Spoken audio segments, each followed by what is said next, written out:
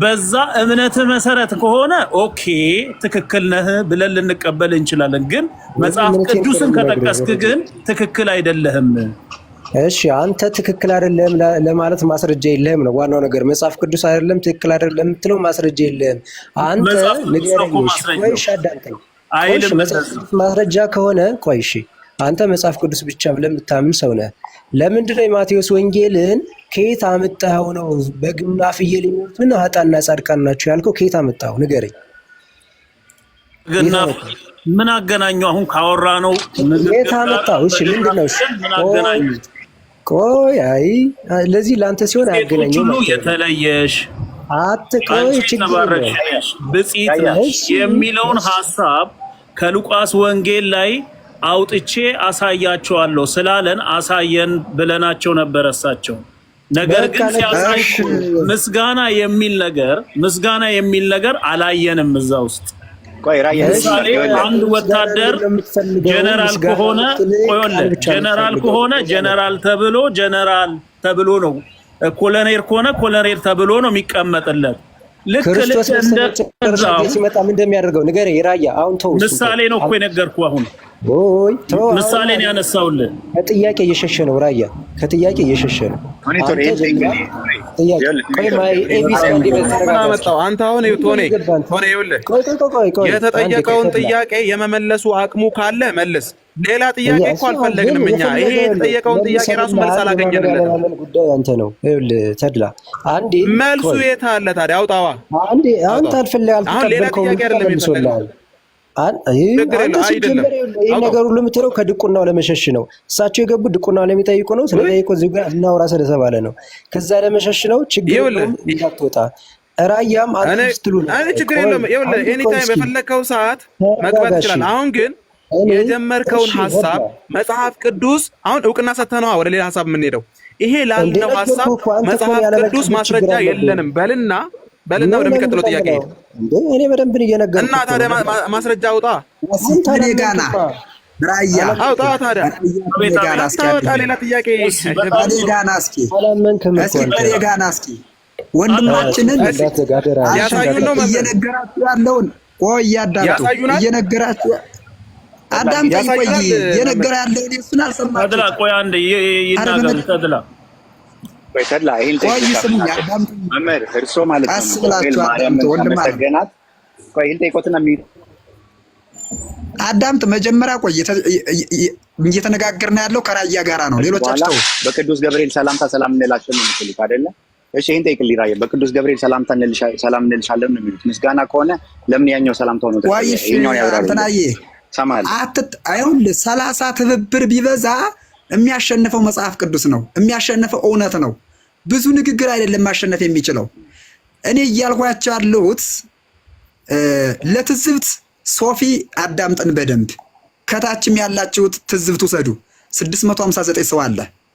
አሁን መጀመሪያ እንዲረዳን ከተፈለገ የቅዱስ ማቴዎስ ወንጌል እናንተ አሁን ግዴታ ምስጋና ነው መልአኩ አመሰገናት ምስጋና ነው የሚል አሳይ ነው እያላችሁ ያላችሁት። እሺ ቅዱስ ማቴዎስ ምዕራፍ 7 ላይ መልካም ዛፍ መልካም ፍሬን ያፈራን አለ። ምን ማለት ነው? እሺ ይሄን ፍቱልኝ። ጥያቄ ስትጠየቁ ችግሩ አትመልሱ። ቆይ እንደገና ቅዱስ ማቴዎስ ደግሞ የተቀደሰው ለውሾች አትስጧል። መልስ የላችሁም። ችግሩ እኮ እናንተ መልስ የላችሁም። እኔ ስጀምር ቅድምም የጠየኳችሁትን አልመለሳችሁልኝም። አሁንም የምጠይቃችሁን እስካልመለሳችሁልኝ ድረስ እናንተ ለምንድን ነው የማትመልሱት? ይጠይቃሉ እንጂ አይጠየቁም። መምህር እነሱ ይጠይቃሉ እንጂ አይጠየቁም። አዎ ችግሩ እኮ ይሄ ነው። አንዳንድ ጊዜ መጀመሪያ ከዓይነ ያለውን ጉድፍ አውጣ፣ ከዛ በኋላ የጓደኛህን ላውጣል ማለት ትችላለህ ይላል ቅዱስ ማቴዎስ። መጀመሪያ የእናንተን አለማወቅ ሳታውቁ ሰዎችን ለመተቸት አትምጡ። የምትጠየቁት መልሱ። እኔ በሚገባ መላኩ መምህር አሁን እኮ ወደ ግለሰብ ንግግር አሁን የተነሳንበት አልሳደብም። ቃሌን ጠብቄ ነው የምናገረው። አልሳደብም። እኔ የስድብ መንፈስ የለኝም። ማንንም አልሳደብም፣ አከብራለሁ። አሁንም በክብር ነው እየጠየኳቸው ያለሁት። ወደዚህኛው ጥያቄ እንድንመጣ ከተፈለገ የቅዱሳት በማቴዎስ ወንጌል ምዕራፍ 7 ላይ አንደኛ መልካም ዛፍ መልካም ፍሬ ያፈራን ይላል ቀጥታ። ሁለት ደግሞ የተቀደሰውን ለውሾች አትስጡ ይላል። ይሄ ሲተረጎም ምን ማለት ነው? እንዲህ ብሎ አስቀምጦታል። እውነታውን ይሄን ምንድነው ብለህ ስታይ እኮ ሲተረጎም ነው ማወቅ የምትችለው አይደለ? ሲተረጎምልህ ነው አንተ መረዳት የምትችለው። አሁን እናንተ ዝም ብሎ ያያችሁት ያላችሁት ለምን እንዲህ አልሆነም ነው። ለምን እንዲህ እኔ ስጀምር ቅድም የጠየኳችሁን ጥያቄ መች መልሳችሁና እናንተ አሁን ሌላ ጥያቄ የምታመጡት? እኔ የጠየኳችሁን ሶፊ ለምን ይሄን አታስመልስልንም? እኔ ቅድም የጠየኩትን ጥያቄ ለምን አልመለሱልኝም?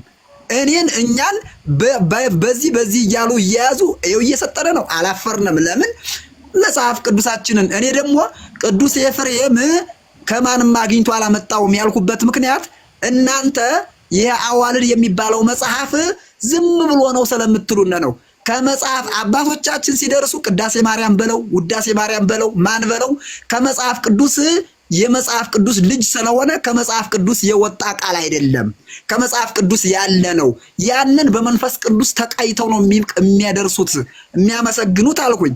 ስለዚህ እንደዚህ ሲሆን ደግሞ እኔ የጠየኳችሁን ጥያቄ ሳትመልሱ አሁን ቅዱስ ገብርኤል ከድንግል ማርያም ውጭ ያመሰግናት ምስጋና አንዲት ሴት አምጣ ቶሎ በል አሁን። ሁለተኛ ደግሞ ብፅዕት ይሉኛል ያለች ሴት በመጽሐፍ ቅዱስ አምጣ። አሁን ይሄንን ካልመለሳችሁ ሶፊ ይሄ ላንተ ነው የቤት ስራ። በቃ አለቀ። ይመልሱ። ይሄ መጀመሪያ ይሄን ይመልሱ። ጠይቀዋል አይደል? አሁን እርሶ ልመልስ። በጣም ጥሩ። ቅዱስ ገብርኤል ከማርያም ውጪ ብፅዕት ያላት ማንን አለ?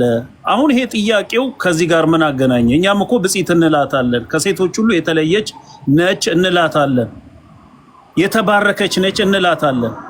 ስለዚህ ይሄ ምንም እንትን የሚል ነገር አይደለም ከጥያቄው ጋራ። ግን ምስጋና ለማርያም ምስጋና እንሰጣለን የሚል ነገር የታለ ነው ጥያቄው አይደል እንዴ? ዋናው ጥያቄ ማርያምን እኛ እናመሰግናታለን ወይ የሚል ሐሳብ ነው። ስለዚህ እውቅና መስጠትና ምስጋና የት ይገናኛል? ዛፍና ፍሬ ቆይ ልጨርስ። ዛፍና ፍሬ ብሎ እንደገና ደግሞ መምህር ምናልባት ከመሰላቸው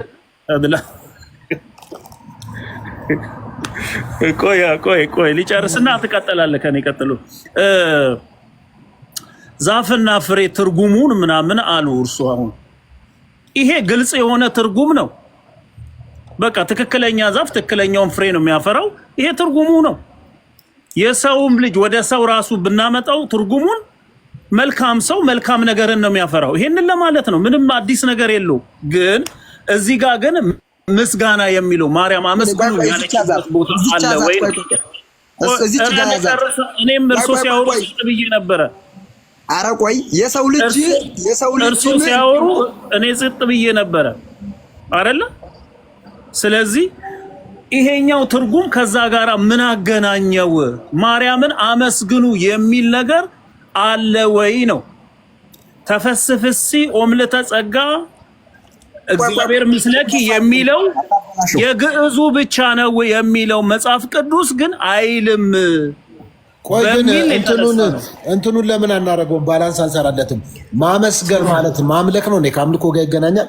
ለምሳሌ አንዳንድ ሰው ቆይ አንዴ ይቅርታ አላወራሁም አይደል? ለምሳሌ ራያ ለኔ አሁን 100,000 ብር ብትሰጠኝ በችግር የሚሆን ስጦታ አድርገህ ብትሰጠኝ ወንድሜ ስለሰጠኸኝ አመሰግናለሁ ብል ምንድነው ችግሩ? አመለኩ ሊባል ይቻላል ወይስ ምንድነው?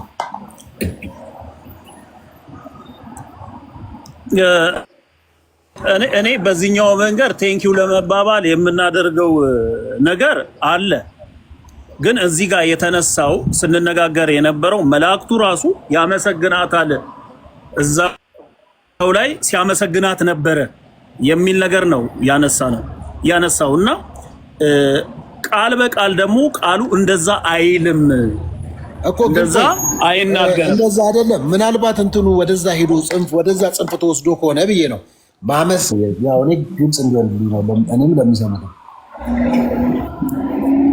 እኔ ይሄ እንግዲህ ይሄንን ሐሳብ ከየት አምጥተው እንደተናገሩ አላቅም። ይሄ ሐሳብ እንግዲህ ከሚያምኑት መጽሐፍ ነው ተደግፎ የተናገሩትና አንተ የተረዳኸው እንን አከብርላቸዋለሁ አይደለም።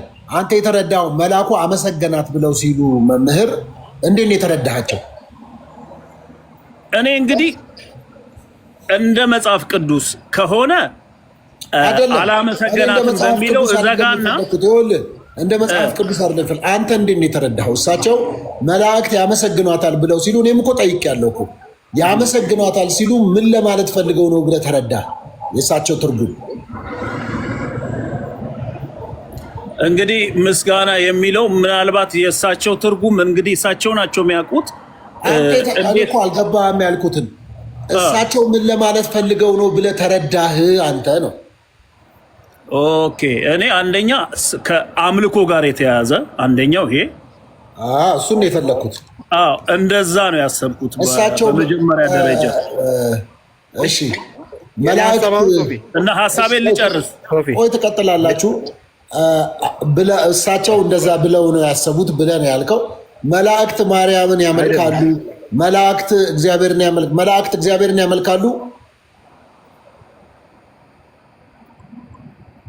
የእግዚአብሔር መላእክት ናቸው። መላእክቶች እግዚአብሔርን ያመልካሉ ወይ? ቅዱስ ቅዱስ ይላሉ። ያመልካሉ ወይ? ኦኬ መልአኩ ገብርኤል ልክ አሁን እንዳልከው ቅዱስ ቅዱስ እያሉ እንዳመለኩት ልክ እንደዛው ማርያምን እያመለኩ ነው ብለው ነው እሳቸው ያሉት ብለን የተረዳኸው ማለት ነው። በቃ እንደዛ ነው የተረዳሁት። በቃ እሺ፣ አሁን አንተ ሚዩት አድርግና መምህር ሰምተዋል። ይህንን ያጥሩልኝ። መልአኩ ማርያምን አመሰገናት ሲሉ ምን ለማለት ፈልገው? ሌላ አንድ ተጨማሪ ጨርሰዋል። ሀሳቡን ልጨርሰውና ከዛን እርሶ ይገባሉ። እኔ አልጨረስኩም በማለት ስለገባ ነው። ይሄንን ትምህርት ቆይ አንድ ጊዜ ያድምጡኝ። ይሄንን ትምህርት እንደዛ ነው ብለህ እኮ እንዳልሆነ ለማውራት እኮ የግዴሳቸው መስማት ያስፈልጋል። አይደለም እኔ ልጨርስ። ይሄንን አስተምሮ እሳቸው በመሰለ ነገር ነው እንትን ተነሳ ሰምተኛ ልጨርስ። ይኸውልህ እሳቸው እንደዚህ አንተ በመሃል አትግባ። አዳምጠኝ። ለምን መሰለህ? አንተ በመሃል አትግባ። በመጀመሪያ ደረጃ እኛ እያወራን ነበረ፣ በስርዓቱ ሁለታችን እያወራን ነበረ። ኧረ አንተ ነህ በመሃል ገባው። በተግባባንበት መንገድ ላይ እያወራን ነበረ። ይኸውልህ ራያ አንተ እሳቸው ቅዱስ ገብርኤል ልክ ጌታ እግዚአብሔር እንደሚያመልከው እሷንም እንደዛ ብሎ ነው እያሰቡ ነው በሚለው መስመር ሄደህ ነው አሁን ሀሳብን የምትጨርሰው። ስለዚህ እሳቸውን ስማና ታወራለህ። ችግር የለም። እኔ አላወራም። በቃ ግድ የለም። አሁን ይሄን ያሰቡ ነው። በጣም ጥሩ። ግን እኔ ልጨርስ። ራያ ተጨማሪ ጥያቄ ነው ያለህ? ይሄንን ትምህርት በአጠቃላይ ካቶሊኮች ራሳቸው ተረድቶ ይሄንን ትምህርት አንድ ጊዜ የራያ ተራ ስለሆነ ያው ነው አይደለ በመሃል ያስቆምኩትና ነገሩ ግልጽ እንዲሆን ከጭቅጭቅ ወተን የሱ መረዳት ምን እንደሆነ እርሶ እንዴት እንደተረዳሁት እንድናቅ ነው።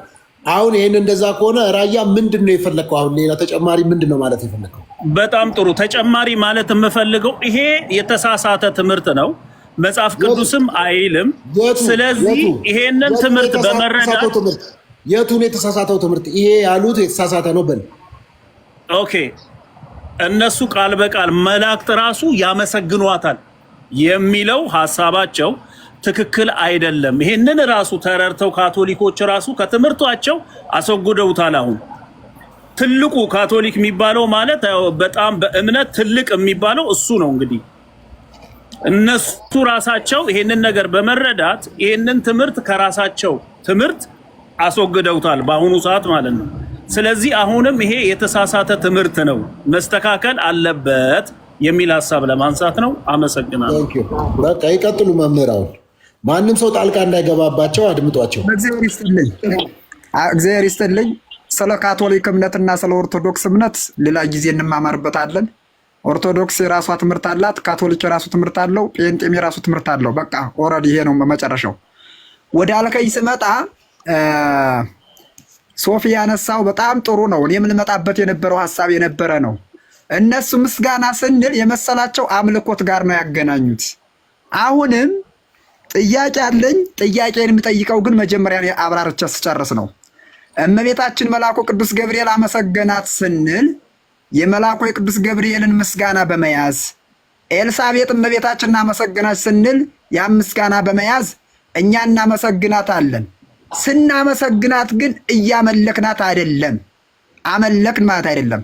አንድና አንድ ማወቅ የሚኖርባችሁ እስካሁን ያላወቃችሁት ነገር ካለ ምናልባት እኛ ድንግል ማርያምን ከጌታ በታች አድርገን እንጂ ከጌታ በላይ አድርገን አንጠራትም። ከጌታ በላይ አብልጠን አናያትም። ከክርስቶስ በታች ናት፣ ከፍጡራን ግን በላይ ናት። ለምን ከፍጡራን በላይ ሆነች ከተባለ የጌታ እናት ስለሆነች። ለምን እናመሰግናታለን ከተባለ የጌታ እናት ስለሆነች።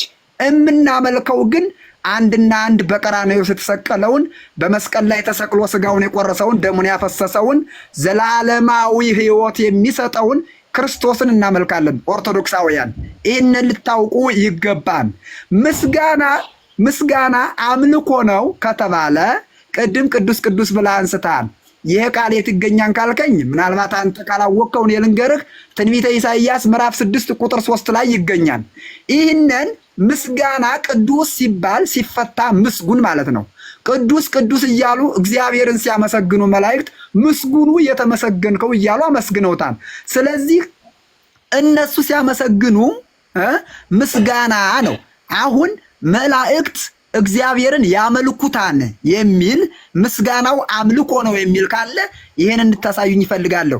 ምስጋና ቅዱስ የሚለው አምልኮ ነው ማምለክ ነው ከተባለ መልአኩ ቅዱስ ገብርኤልም ድንግል ማርያም ሲያመሰግን እያመለካት ነው፣ እናንተም እያመለካችኋት ነው ካላችሁኝ እኔ ከውዳሴ ማርያም ይሁን ከጸሎት ዘዘወትርም ይሁን ከየትኛውም ይሁን ማርያምን እናመልካታለን የሚል መጽሐፍ ክፍል ካለን እኛ ኦርቶዶክሳውያን ከምንቀበለው አሳዩኝና እኔ ልረታበት። ማርያምን እናመልካታለን የሚል መጽሐፍ ካለ እናመሰግናታለን። ምስጋና ግን አምልኮ አይደለም። ይሄንን 100% ያዙ። ምስጋና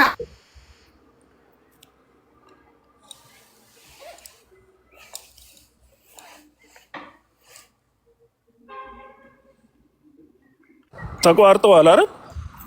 እሺ ኮፒ ሊንክ ሼር አድርጉት። ምን ሆናችሁ ነው እንዴ? እስካሁን ኮፒ ሊንክ ሼር ኧረ በስመ አብ ምንድን ነው? በሰላም ነው ግን የሁሉ ሰው ቁጭ ብላችሁ እንዴ? ወዳጅ አይደለን እንዴ? ያው ሁላችንም የምንጠቀምበት ቤት አይደል? ስለዚህ እንደዛ ብናደርግ ጥሩ ነው። ኮፒ ሊንክ ሼር ብታደርጉ አሪፍ ነው። እንደ ወዳጆች ይሰማል። ይቅርታ ስልክ ገብቶብኝ ነው ተመልሻለሁ። ይቅርታ በጣም ስለዚህ እኔ አሁን እያልኩ ያለሁት በቃ ይሄ ነው።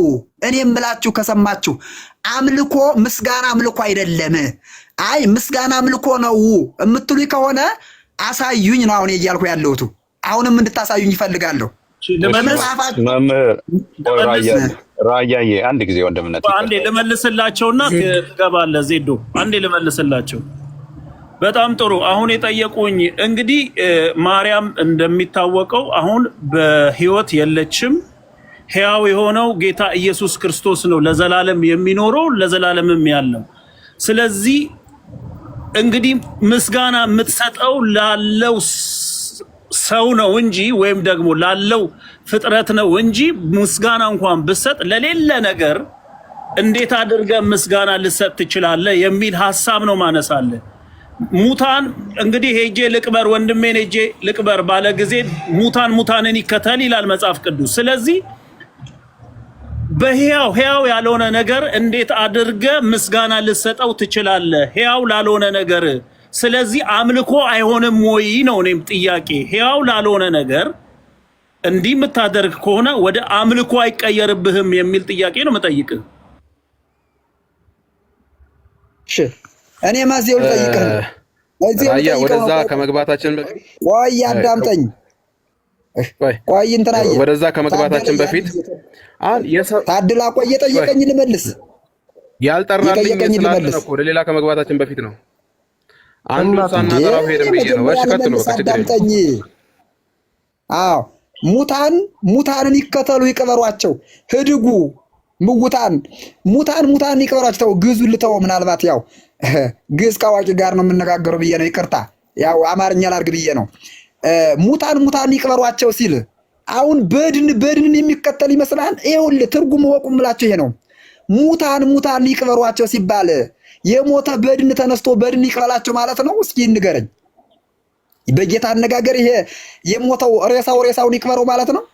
ይከተል ነው የሚለው እኮ። እሺ ይከተል ማለት ይከተለው ነው። አስከሬኑ ተነስቶ ይከተላል። ኖ በቁሙ የሞተውን ነው ያለው እሱ። ቆየው አሁን ይሄ ሲፈታ ምን ማለት ነው? ምግባር ሃይማኖት የሌለው የሞተ እንደው በቃ ምግባር የሚባለውን ያላደረገ ጭራሽ እንዲህ አይነት ነገር የሌለው እሱ ራሱን ይከተል ነው እንጂ የሞተ አይደለም። ታዲያ እንደዚህ ካልከኝ የሉቃስ ወንጌል ምዕራፍ 15 ያለው ስለ ነዌና ስለ አልዓዛር ያለውን ግንኙነት ስታነሳ እንዴት ነው የሚያስተምር? እዛ ላይ ያለው የነዌና የአልዓዛር ወደዛ ጉዳይ አንግባ። አሁንም እኔን ቅድም ላይም ጀምራችሁ እናንተ እኔ ስጠይቃችሁ እንደው የማስታከክ አለ አይደለ? ታኮ ነገር እያመጣችሁ እያመለጣችሁ ስለሆነ ማምለጥ አሁን ግን እንድታመልጡኝ አልፈልግም። ሶፊም እንድምጠይቅልኝ የምፈልገው ምስጋና አምልኮ ነው የሚል አሳዩኝ። አንድ እመቤታችን እኔን አምልኩ ማርያምን አምልኳት የሚል መጽሐፍ ቅዱስ እነሱ አምልኮ ነው ብሎ የለ ምስጋና አምልኮ ነው ስላሉ እሺ ምስጋና ማርያምን አምልኳት የሚል መጽሐፍ ቅዱስ ወይም ከየትኛው መጽሐፍ አሳዩኝ እያልኩ ነው። ይሄን መልሱልኝ፣ አሳዩኝ። በእግዚአብሔር ስም ነው የምጠይቃችሁ። ያለዛ ሌላ ጉዳይ አንግባ። እሺ መምህር እግዚአብሔር ያክብርልኝ። እኔ አንዴ ብቻ አንድ ጊዜ ተድላይ አንዴ ይቅርታ፣ በጣም ቴንክ ተባረክ። እሺ መምህር ሄኖክ አይ ቲንክ አንስተው እየተወያዩ ያሉት የሉቃስ ወንጌል ላይ ምዕራፍ 1 ቁጥር 28 ያለውን ይመስለኛል። መልአኩ ገብርኤል መጥቶ ማርያም ሰላም ባለት ጊዜ የተነሳውን የገብርኤልን ንግግር ተመልክቶ ይመስለኛል። እዛ ጋር ምስጋና አለ እንዴ? ወደ ሌላ ከመሄዳችን በፊት እሱን ምንፈታ ብዬ ነው። እዛ ጋር ምስጋና አለ? ካልተረዳህ አልተረዳህም እንጂ አላው ወንድም አተውት እኮ ነው ወደ ክርክር ራያዬ አንዴ። እሺ እኔ እንደው ባካችሁ ሰው የሚስቅብናል። እውነቴን ነው። ከታች አሁን እንግዲህ 780 ሰው ማለት በእኔና በእናንተ በጣም የሚስቅብን ማለት ነው። ያው በርግጥ ደጋፊውን ይዞ እኔና እርሶ እኔ ለምመልሰው ሁሉ መጽሐፍ ቅዱስ እያሳየሁ ነው። እናንተ ግን መጽሐፍ ቅዱስ ማታሳዩኝም። ለምንድን ነው የምጠይቃችሁ? አትመልሱ። አሁን ሌላ ቦታ ሳይሄዱ በቃ አሁን ከኔ ጋር ይሁኑና አንድ ጊዜ እኔና እርሶ እናውራው። እሱን መጽሐፉን ይክፈቱና እኔም ከፍተውና አብረን እናወራለን ማለት ነው። እዛ ቦታ ላይ መልአኩ ገብርኤል መጥቶ የሰጣት ሰላምታ ነው ወይንስ ደግሞ ምስጋና ነው? ከየት አምጥተው ምስጋና ነው አሉ? አሁን ስለመጣህ ስለዛ ጉዳይ አልመለስም። ሶፊ በጠየቀን ነው ልክ አሁን ላይ ያንን ተወያይተናል፣ ጨርሰናል። ለምንድን ርዕስ ተለቃላችሁ? ከየት አምጥተው ምስጋና ነው አሉ? ከየት አምጥተው ዘድ ምን አደረጉ መሰለ? አይ ቲንክ ወንጌል የሚል መጽሐፍ መሰለኝ ቶኔቶር አምጥተው ሃይማኖት አበው ላይ ይሁን እንግዲህ ወይ ተሳስቼ ከሆነ አላውቅም። ከዛ ላይ ትርጉሙን አባቶች የተረጎሙት ነው ብለው በእነሱ በትርጉምኛ መጽሐፍ ቅዱስ ብቻ ብለን ስለማናምን በዛ ላይ የተተረጎመልን ብለው እንደውም ራያ ምን አላቸው? ኦኬ ከመጽሐፍ ቅዱስ ሳይሆን በእናንተ መጽሐፍ ለተረጎማችሁት ነገር ልክ ነው ብለን ልናልፍ እንችላለን፣ ከመጽሐፍ ቅዱስ ግን የሚል ስለሌለ አንቀበልም ብለው ዘግተዋል። በዛ ልክ ከሌለ ታዲያ ከሌለ እኮ በቃ ከሌለ እሳቸው ከመጽሐፍ ቅዱስ አምጥተው ማስረዳት ካልቻሉ በቃ አለቀ ማለት እኮ ነው ውይይቱ። አይ ቲንክ እዚሁ ነው የሚያልቀው ከእሳቸው ጋር ያለው። ለምን እስካሁን ድረስ ስሰማቸው ከገባው ጀምሮ ስሰማቸው ምስጋናው መስጠት መጽሐፍ ቅዱሳዊ ነው፣ ምስጋናው መስጠት መጽሐፍ ቅዱሳዊ ነው፣ ለእሷ መስጠት መጽሐፍ ቅዱሳዊ ነው ይላሉ። የት ጋ ነው ታዲያ የተሰጠው ሲባል ሉቃስ ወንጌል ይላሉ። ሉቃስ ወንጌል ምስጋና የሚል ቃል አለው እንዴ? ገብርኤል መጥቶ ያላት ምስጋና ነው እንዴ? ማለት ይሄንን ሳይፈቱ ሶፊዬ ምንም እኮ በቃ አንድ እንደነጋ ከይቅርታ ጋር ቶኔቶር የቅድሙን ከፍተህ ልታሳይ ትችላለህ? ቅድም የትርጉሙን ችግር የለውም። አሳያለሁ። አንድ እሷን ብቻ ክፈትልኝና የቅድሙን ትርጉሙን በእናንተ ይሄ ነው በእኛ የምንቀበለው ብሎ ጀስ ለመግባባት ነው። በቃ መጽሐፍ ቅዱስን በእንደዚህ መልኩ ተርጉመዋል አባቶች የሚል ሀሳብ ስላመጣችሁ እሱን አንዴ ለዜድ አሳየውና ሌሎችም አዲስ የገቡ ሰዎች ካሉ ጥያቄውን እኮ ያነሳሁት እኔ ነኝ። ምስጋና ያቀረበበት መላእክትም ለማርያም ምስጋና ይሰጣሉ የሚለውን ሲናገሩ የቱ ጋ ነው ብዬ እኮ ጥያቄውን መጀመሪያ ያነሳሁት እኔ ስለሆንኩኝ፣ ከዛ አሁን ይሄንን ካረግን በኋላ ግን ድጋሚ ኦርቶዶክሳውያንን መጠየቅ አይቻልም። መምህር ሄኖክ የጠየቁት ጥያቄ አለ። እሱን ደግሞ ከወንጌል አማኝ ይመለስላቸውና ከዛ ደግሞ ወደ ጥያቄ እንገባለን ማለት ነው። በጨዋ ደንብ እንደሱ እንድናረግ ዜድ በደንብ ተከታተል። ጥያቄ ካለ ካልተስማማህም ከተስማማህም ሚዩትን ከፍተህ ኢንታይም ማውራት ትችላለህ። ቶኔቶር ሚዩት ናት። ሚዩት ናት ቶኔቶርና እስከጨርስ ነው። እሺ መልካም። ለማንኛውም ወንጌል ቅዱስ ጥያቄ ምንድን ነው? እሺ አንዴ እሺ ይሄ ወንጌል ቅዱስ የአራት ወንጌላት አንድምታ ትርጓሜ ነው። ይኸው ከቀድሞ አባቶች ሲተረጎም የመጣው ነው ንባቡና አንድምታ ትርጓሜ ይላል። ትርጓሜ አንድምታ ነው፣ ወንጌል ቅዱስ ይላል። ስለዚህ የሉቃስ ወንጌልን እንዴት ነው የሚተረጉመው የሚለውን ስናይ የሉቃስ ወንጌል ይኸው ምዕራፍ 1 እዚህ ጋር ሉቃስ ወንጌል ምዕራፍ 1 ቁጥር 28 ላይ እዚህ ጋር ይኸው መልአኩ ወደ እርሷ ገባ ይላል አይደለ? ወደ እርሷ ገባ። እንግዲህ ወይ ቤላ ተፈሲ ፍስት ኦ ምልዕተ ጸጋ እግዚአብሔር ምስለኪ ብሎ በግዕዙ ይጀምርና በመላእክት ተልኮ በትንቢተ ነቢያት ጸጋ ምልዕተ ክብር እመቤታችን ሆይ ደስ ይበልሽ፣ እግዚአብሔር ከስጋሽ ስጋ ከነፍስሽ ነፍስ ነስቶ አንድ አካል አንድ ባህሪ ይሆናል። ወብሩክት አንቲ እምአንስት ብሎ ከሴቶች ተለይተሽ መርገመ ስጋ መርገመ ነፍስ የሌለብሽ በረከተ ስጋ በረከተ ነፍስን እያማልሽ የምታሰጪ የምታምጪ ነሽና ብሎ። እሺ አንድ ጊዜ ያዘውና እሱ ጋር ያዘውና 28 ነው ያነበብከው አይደል? 28 ተልዚ። እሺ መጽሐፉን ደግሞ እናንብበው። 28 መጽሐፉን ላንብብልህ። እንደዚህ ይላል። መልአኩም ወደ እርሷ ገብቶ ደስ ይበልሽ፣ ጸጋ የሞላብሽ ሆይ ጌታ ከአንቺ ጋር ነው፣ አንቺ ከሴቶች መካከል የተባረክሽ ነሽ አላት። አሁን ይህንን ነው ቁጥር 28 የሚለን ይህንን ነው። 1:28 ማለት ነው። ምንድነው የሚለው? መልአኩ ወደ እርሷ ገብቶ ደስ ይበልሽ፣ ጸጋ የሞላብሽ ሆይ ጌታ ከአንቺ ጋር ነው፣ አንቺ ከሴቶች መካከል የተባረክሽ ነሽ አላት። እዚህ ቁጥር ላይ አሁን አንተ ደግመህ አንብብልንና አብረን እኔ እናንተ እናውራ። ቁጥሩ ላይ መልአኩ ወደ እርሷ ገብቶ ገባ ይልና አንድም ምንድን የሚለው እስቲ አንብብልኝ። ገባ ይልና አንድም ባህሪዋን እዚህ ጋር ነው። ምን ይላል? ወይ ቤላ ተፈሲ ፍስት ምልዕተ ጸጋ እግዚአብሔር ምስለኪ ከመላእክት በመላእክት ተልኮ በትንቢት ይሄኛውን ሲያብራራው ነው። አንድምታው ነው። እሺ ይሄን ሲያብራራው አንብበው ገብቶኛል። በመልአክ ተልኮ በትንቢተ ነቢያት ፍስት የምትሆኚ ምልዕተ ጸጋ ምልዕተ ክብር እመቤታችን ሆይ ደስ ይበልሽ። ፍስህት የምትሆኚ ማለት ምን ማለት ነው? ፍስህት የምትሆኚ ማለት ምን ማለት ምን ማለት ነው? ምን ማለት ነው? የጠየቀው ያንተ መጽሐፍ ነው። ጠይቀው እኔ ምን ማለት ነው አልኩ። ደስ የሚልሽ ደስታን የተመላሽ ደስ የተሰኘሽ። በቃ ቀጥል። ምልዕተ ጸጋ ምልዕተ ክብር እመቤታችን ሆይ ደስ ይበልሽ፣ እግዚአብሔር ከስጋሽ ስጋ ከነፍስሽ ነፍስ ነስቶ አንድ አካል አንድ ባህሪ። ምልዕተ ክብር የሚለውን ከየት አመጣው? ጸጋ የሞላብሽ ብሏል። ሞላች አይደለችም እንዴ? ጸጋ ማለት ክብር ጸጋ የሞላብሽ ብሏል። ክብር የሚለውን ከየት አመጣው? ጸጋ ምንድን ነው? ጸጋ ነው። ጸጋ ነፃ ስጦታ ማለት ነው። ክብር ምን ማለት ነው? ክብር ከየት አመጣው? ክብር የላትም። እሺ የተከበረች አይደለም። ክብር ያመጣው ስትተረጉም እያብራራው ልሄድ። ወይ ጌታን በማን በኩል አገኘው? አንተ ክርስቶስ ጌታዬ የምትለው ክብር የሚለውን ይኸውልህ፣ ክብር የሚለው ምን አይነት ክብር ነው? እስቲ ንገሩ። የት አለ? መጽሐፉ ላይ አለ? ክብር የሚለው ነው። መጽሐፉን ይኸውልህ፣ ላንብብሎት። መጽሐፉን ላንብብሎት። የማናገኘውን አንዴ ለኔና ለአንተ ያልተሰጠን ላንብብሎት። መጽሐፉን እንደዚህ ይላል። መልአኩም ወደ እርሷ ገብቶ ደስ ይበልሽ። ኧረ አንዴ እያደመጡኝ። መልአኩም ወደ እርሷ ገብቶ ደስ ይበልሽ፣ ጸጋ የሞላብሽ ሆይ ጌታ ከአንቺ ጋር ነው፣ አንቺ ከሴቶች መካከል የተባረክሽ ነው አላት። በቃ አሁን ይህንን ያላት።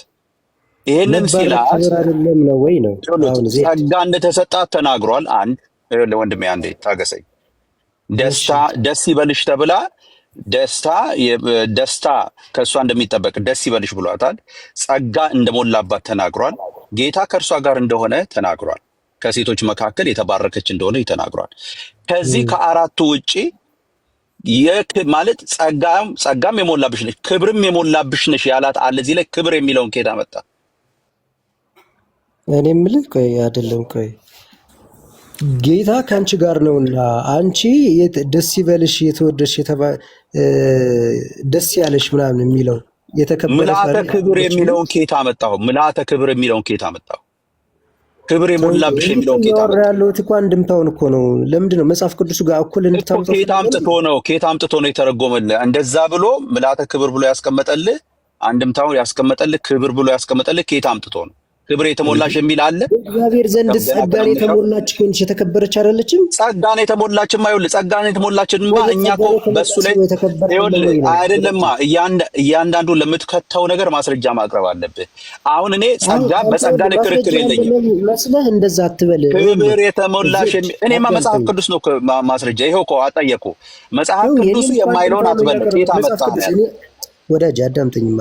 እኔ እያልኩ ያለሁት እኔ እኮ አልገባኝም እንዴ? መጽሐፍ ቅዱስ እያነበብኩ ነው እንዴ ይመስልህ? የመጽሐፍ ቅዱስን አንድምታ ነው እያነበብኩ ያለሁት። አባቶች ኬታ አምጥተው አደረጉት። እሱ ላይ አለ። አሁን ያነበብነው ላይ አለ። አንዴ ተረጋጋ እሺ። ይሄኛው ይሄ አንድምታ ትርጓሜው ምልአተ ክብር ወይም ክብርን የተመላች ቅዱስ ገብርኤል በፊቷ ሆኖ ሲያመሰግናት ወይም ሰላምታ ሲሰጥ በክብር የተሞላች ክብር ያላት አልነበረችም? የቱ ጋ ነው የሚለው? ጸጋ ተሰጥቷታል። ጸጋ ነች ወይ አይደለችም? ጸጋ ተሰጥቷታል። እሺ የተከበረች አይደለችም?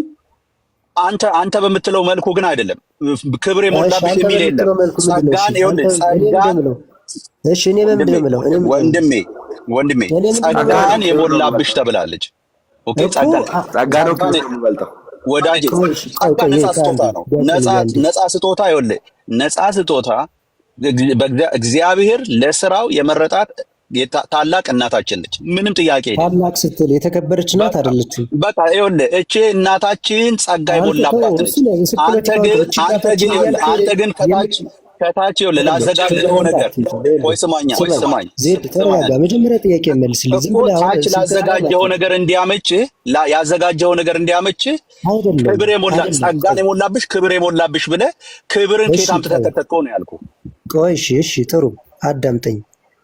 እመቤታችን ቅድስት ድንግል ማርያም ጸጋን የተሞላብሽ እግዚአብሔር ካንቺ ጋር ነውና ስትባል የተከበረች ናት አይደለችም? ጸጋን የሞላባት ነች። በቃ እሱ ጋር አሁን እዚህ ቦታ ላይ የእግዚአብሔር ቃል ያለውን ነው የምንለው። ስለ ክብር ስለምናምን የምናወራው ነገር የለም እዚህ ጋር። ለምን አታወራም እንዴ? እመቤታችን የተከበረች አይደለች? እናንተ የከተታችሁት ለምክንያታችሁ ነው። ከታች አይደለም። ቆይ ችግር የለም። ውረድ፣ አንብበው፣ ቀጥል። ለምንድን ነው የምወርደው? ቆይ አይደለም፣ መጀመሪያ ጥያቄ መልስ እንጂ እንዴ ዝም ብለህ አታደርስብስም። ዝም ብለህ አታደርስብስም። ለምን አላለቀም? ጥያቄ መልስ። አለቀ። የለም የምታሳየው ነገር የለም ማለት ቀጥል። በቃ ጥያቄን መልስ ሰውዬ።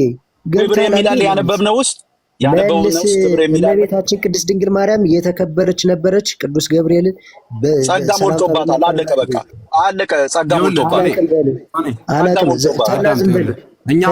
ጸጋ ሞልቶባታል። ከመጽሐፍ ቅዱስ አትግባ ተድላችሁም አንዴ አይደለም ቶኔ እየሄድክበት ያለኸው መንገድ ልክ ስላልሆነ ተድላ ጠብቅ። በቃ ዜድና ቶኔ እያወሩ ሁለቱ ያወሩ። ዜድ ጥያቄ ጠይቄሃለሁ። አንተ እንዴት የተከበረች ናት የት አምጠው ነው እዚህ ያስገባ ብለኸኛል። እመቤታችን ቅድስት ድንግል ማርያም ቅዱስ ገብርኤል ሰላምታ ባቀረበላት ጊዜ ጸጋን የተመላሽ ጌታ ከአንቺ ጋር ነው ባላት ጊዜ ጸጋ ምንድን ነው? የተከበረች ነበረች። ጸጋ ምንድን ነው? እኔ ጥያቄን ጠይቅ። መጀመሪያ ጥያቄ ጸጋ ምንድን ነው? ጥያቄን መልስ። ነች ወይስ አይደለች? የለም እዚህ ቦታ ይኸው እኔ አሁን ለአንተ መልስ ልሰጥ ነው መልስ። እዚህ ቦታ ላይ አንድ የምናውቀው ነገር አለ። እግዚአብሔር ለስራው መርጦ ጸጋ እንደሞላባት እርግጠኞች ነን። ቆይ በቃ ሳቅ አንተ መጀመሪያ ስማኝ። እኔ አሁን ካለው አንድ ስንዝር ዞር አይደለም። መጽሐፉ የሚላትን እላታለሁ። መጽሐፉ ጸጋ ሞልቶባታል። አዎ በቃ ከሴቶች መካከል የተከበረች ነች አይደለችም? አንድ ጊዜ አይልም መጽሐፉ ባላታለበት። መጽሐፉ የሚላት ቦታ አንድ ጊዜ የምትሰማኝ እባክህ። መጽሐፉ የሚላት ቦታ መጥቼ እላታለሁ። መጽሐፉ ያላለውን አልልም፣ አልጨምርም።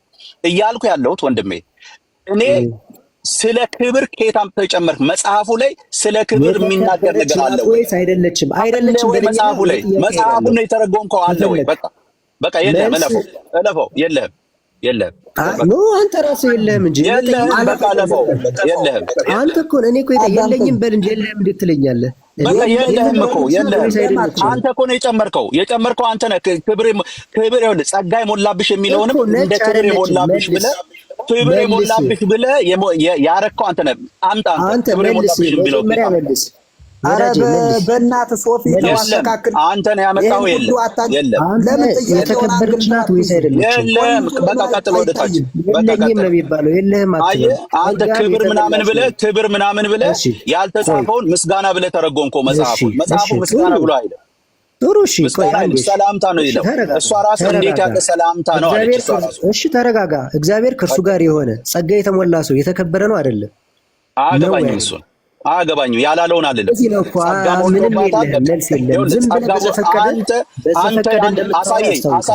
አሳየኝ ጸጋ የሞላበት አሳየኝ። ክብር የሚለው ክብር የሚለው ለማንኛውም አሳየኝ። ክብር የሚለውን አሳየኝ። በየትኛው ትርጉም ነው ክብር የሚለውን እዛ ውስጥ ያስገባው? ምልአተ ክብር የሞላብሽ ብለህ ያስገባው ኬት አምጥተህ ነው? አንተ አይንን በጨዋት መጀመሪያ መልስ። ጸጋን የሞላብሽ ይላል። ጸጋን የሞላብሽ ይላል። ክብርን የሞላብሽ የሚለውን ኬት አምጥተህ ነው? የተከበርክን አይደለም አንተ የተከበርክን አይደለም ወንድሜ፣ ዝም ብለህ አታውራ በጌታ። አንተ የተከበርክን አይደለም የተዋረድክን ለአንተ በኋላ ላይ ለምታዘጋጀው ነገር ስገዱላት፣ ምስጋና አስገቡላት ለሚለው ትምህርት ማዘጋጃ እያደረግህ ስትል ዝም ብለህ አይደለም። ነው ወይስ የተዋረድክ ነው? አውጣና አሳየኝ። የተከበርክ ነው? አውጣና አሳየኝ። የተከበርክ ነው ወይስ የተዋረድክ ነው? ምልአተ ክብር የሚለው ከየት እንዳመጣ አውጣና አሳየኝ። ምልአተ ክብር የሚለው ከየት እንዳመጣ በቃ ሁላችንም ሰዎች ናችሁ። ትክክል ነው የያዛችሁት። የለውም እኮ የሌለውን እኮ ነው ዝም ብሎ በቃ ይሄ እኮ ነው ማለት። ይኸውልህ እኛ በዚህ አይነት ንግግር ቤተ እምነቱን መናገር አንፈልግም። እንደዚህ እንድንናገር የምታደርጉት ያልተጻፈ እያመጣችሁ እየከተታችሁ ነው። ራስህ አንተ እዚህ የበለጠ ልትናገር ትችላለህ። አምጣና አሳየኝ። ምልአተ ክብር የሚለው ከየት እንዳመጣ አምጣና አሳየኝ። ተረጋጉ። ወዴት እየሄዳችሁ ነው? እዚህ ያለው ከጸጋና ከክብር ምን ሁሉ ገና ሳልጠይቀው ስለ ክብር ነው የጠየቁት። ምልአተ ክብር የሚለውን አይደለችም።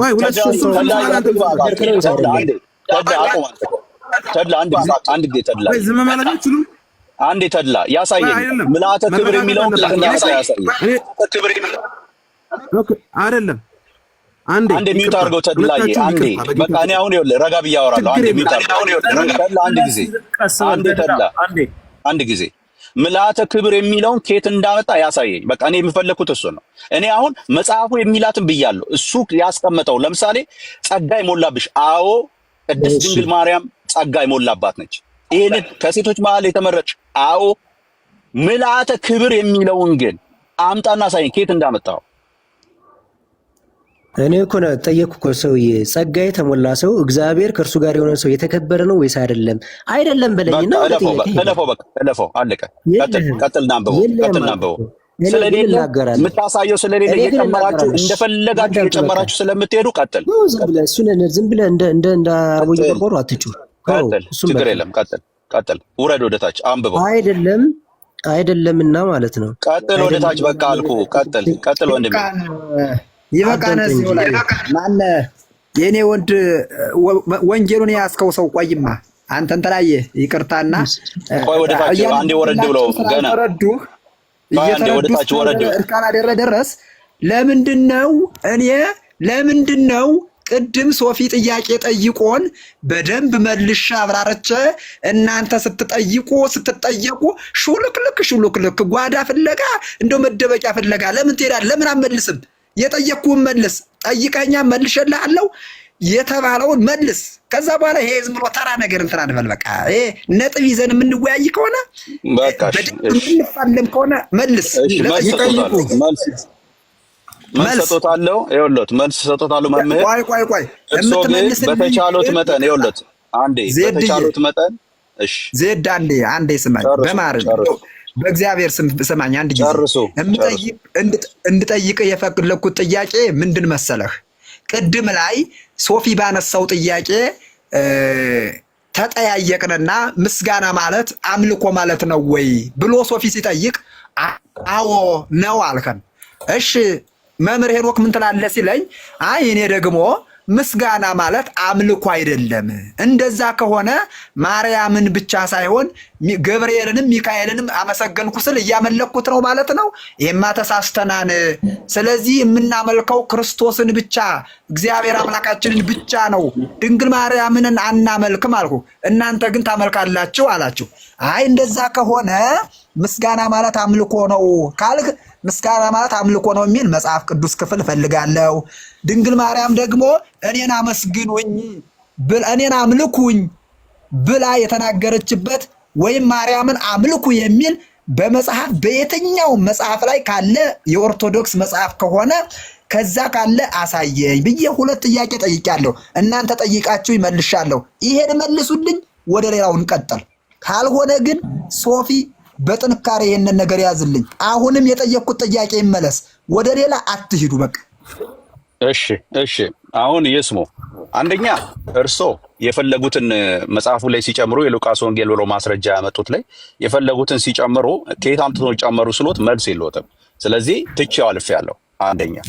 ሁለተኛ ለጠየቁት ጥያቄ ይሄንን እነዚህ ነገሮች መጽሐፉ የማይለውን መጽሐፉ በጭራሽ በሐሳብ ውስጥ በመጽሐፉ ሐሳብ ውስጥ የሌለውን ነገር የምትጨምሩት ለምክንያታችሁ ነው። እንዚራ የረቡዕ እንዚራ ስብሐት ለምሳሌ እናንተ ያስቀመጣችሁት ላይ የረቡዕ እንዚራ ላይ ሙሽራው ትሆኚ ዘንድ ተብሎ ከዚህ ሐሳብ ጋር በተያያዘ የተጻፈው ጽሑፋችሁ እንደሚያሳየው ማርያም ሆይ ለአንቺ ስለ ጥንቱ ነገር ጽፍልሻለሁ፣ በአዲስ ምስጋና አመሰግንሻለሁ፣ አንቺ ለዓለም ሁሉ ፍጥረት የመጀመሪያ ሆነሻልና። ኦኬ ለጥበባዊ ስራ ሁሉ ፍጹም መሰረት ሆነሻል። ምሽትን የማታውቂ ንጋት ጠዋት ሆይ እግዚአብሔር በአንቺ ሰማይና ምድርን ፈጠረ እስከምትሉ ድረስ ድፍረት አግኝታችሁ ይሄ እዚህ ጋር ክብር ብላችሁ ያመጣቻችሁ በቪዲዮ አውጣው ብለው አውጥቼ ላምበው። ከፍ አድርገኝ ሶፊ፣ ከፍ አድርገኝ። ታነብልኛለህ፣ እኔ ተረጉምልሃለሁ፣ አብራራልሃለሁ። ከፍ አድርገኝ ሶፊ። ቆንጆ እሺ፣ ቆንጆ። ምን ችግር አለው ታዲያ? ነው እንደዚህ አውሩ። በጣም ደስ ይላል። እውነት እንደዚህ አውሩ ተከባብራችሁ። ቴንክ ዩ።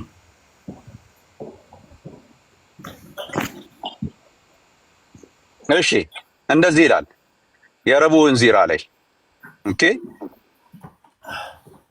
ሙሽራ ትሆኚ ዘንድ በመረጠሽ በእግዚአብሔር አብ ስም ከአንቺ ሰው ሊሆን በወደደው በእግዚአብሔር ወልድ ስም ማደሪያ ባደረገሽ በእግዚአብሔር መንፈስ ቅዱስ ስም እመቤቴ ማርያም ሆይ ለአንቺ ስለ ጥንቱ ነገር እጽፍልሻለሁ፣ በአዲስ ምስጋና አንቺን አመሰግናለሁ።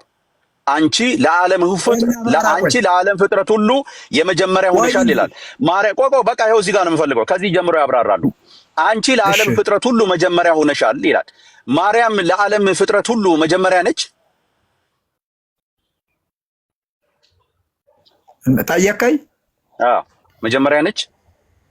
ቆይ አመሰግናለሁ። ያዘው ጎላ አድርገውማ፣ ትንሽ አርቀዋን እንትን አድርገው፣ ጎላ አድርገው። የኔ ትንሽ እንትኔ ጥሩ አይደለም። ምንድነው ስሙ ይሄ ካሜራዬ? እኔ ግን አነብሎታለሁ። አንቺ ለዓለም ፍጥረት ሁሉ የመጀመሪያ ሆነሻል ይላል። ዋይ ወንድም አለም ማነ እንትና የቆየኝ እግዚአብሔር ይስጥልኝ። ግን በእውነት በእግዚአብሔር ስም ጠይቃችሁ ነገር እንደማመጥ፣ ካልተደማመጥነ እንደሚንሿሿ ጸናጽል ነው የምንሆነው። ትርጉም አልባ እንዳንሆን አደራ። አሁን መጀመሪያ ከመጀመሪያው ስደርስ ሙሽራው ተወኝ ዘንድ በመረጠሽ በእግዚአብሔር አብ ስም ከአንቺ ሰው ሊሆን በወደደ በእግዚአብሔር ወልድ ስም ማደሪያው ባደረገሽ በእግዚአብሔር መንፈስ ቅዱስ ስም። ይሄ ሁሉ የሚለው አሁን ሙሽራው ትሆን ዘንድ ማደሪያው ትሆን ዘንድ ለማን ነው ማደሪያውና ሙሽራው የምትሆነው? ይችን መጀመሪያ መልስልኝና አንዲት ቃል ብቻ ለማን ነው?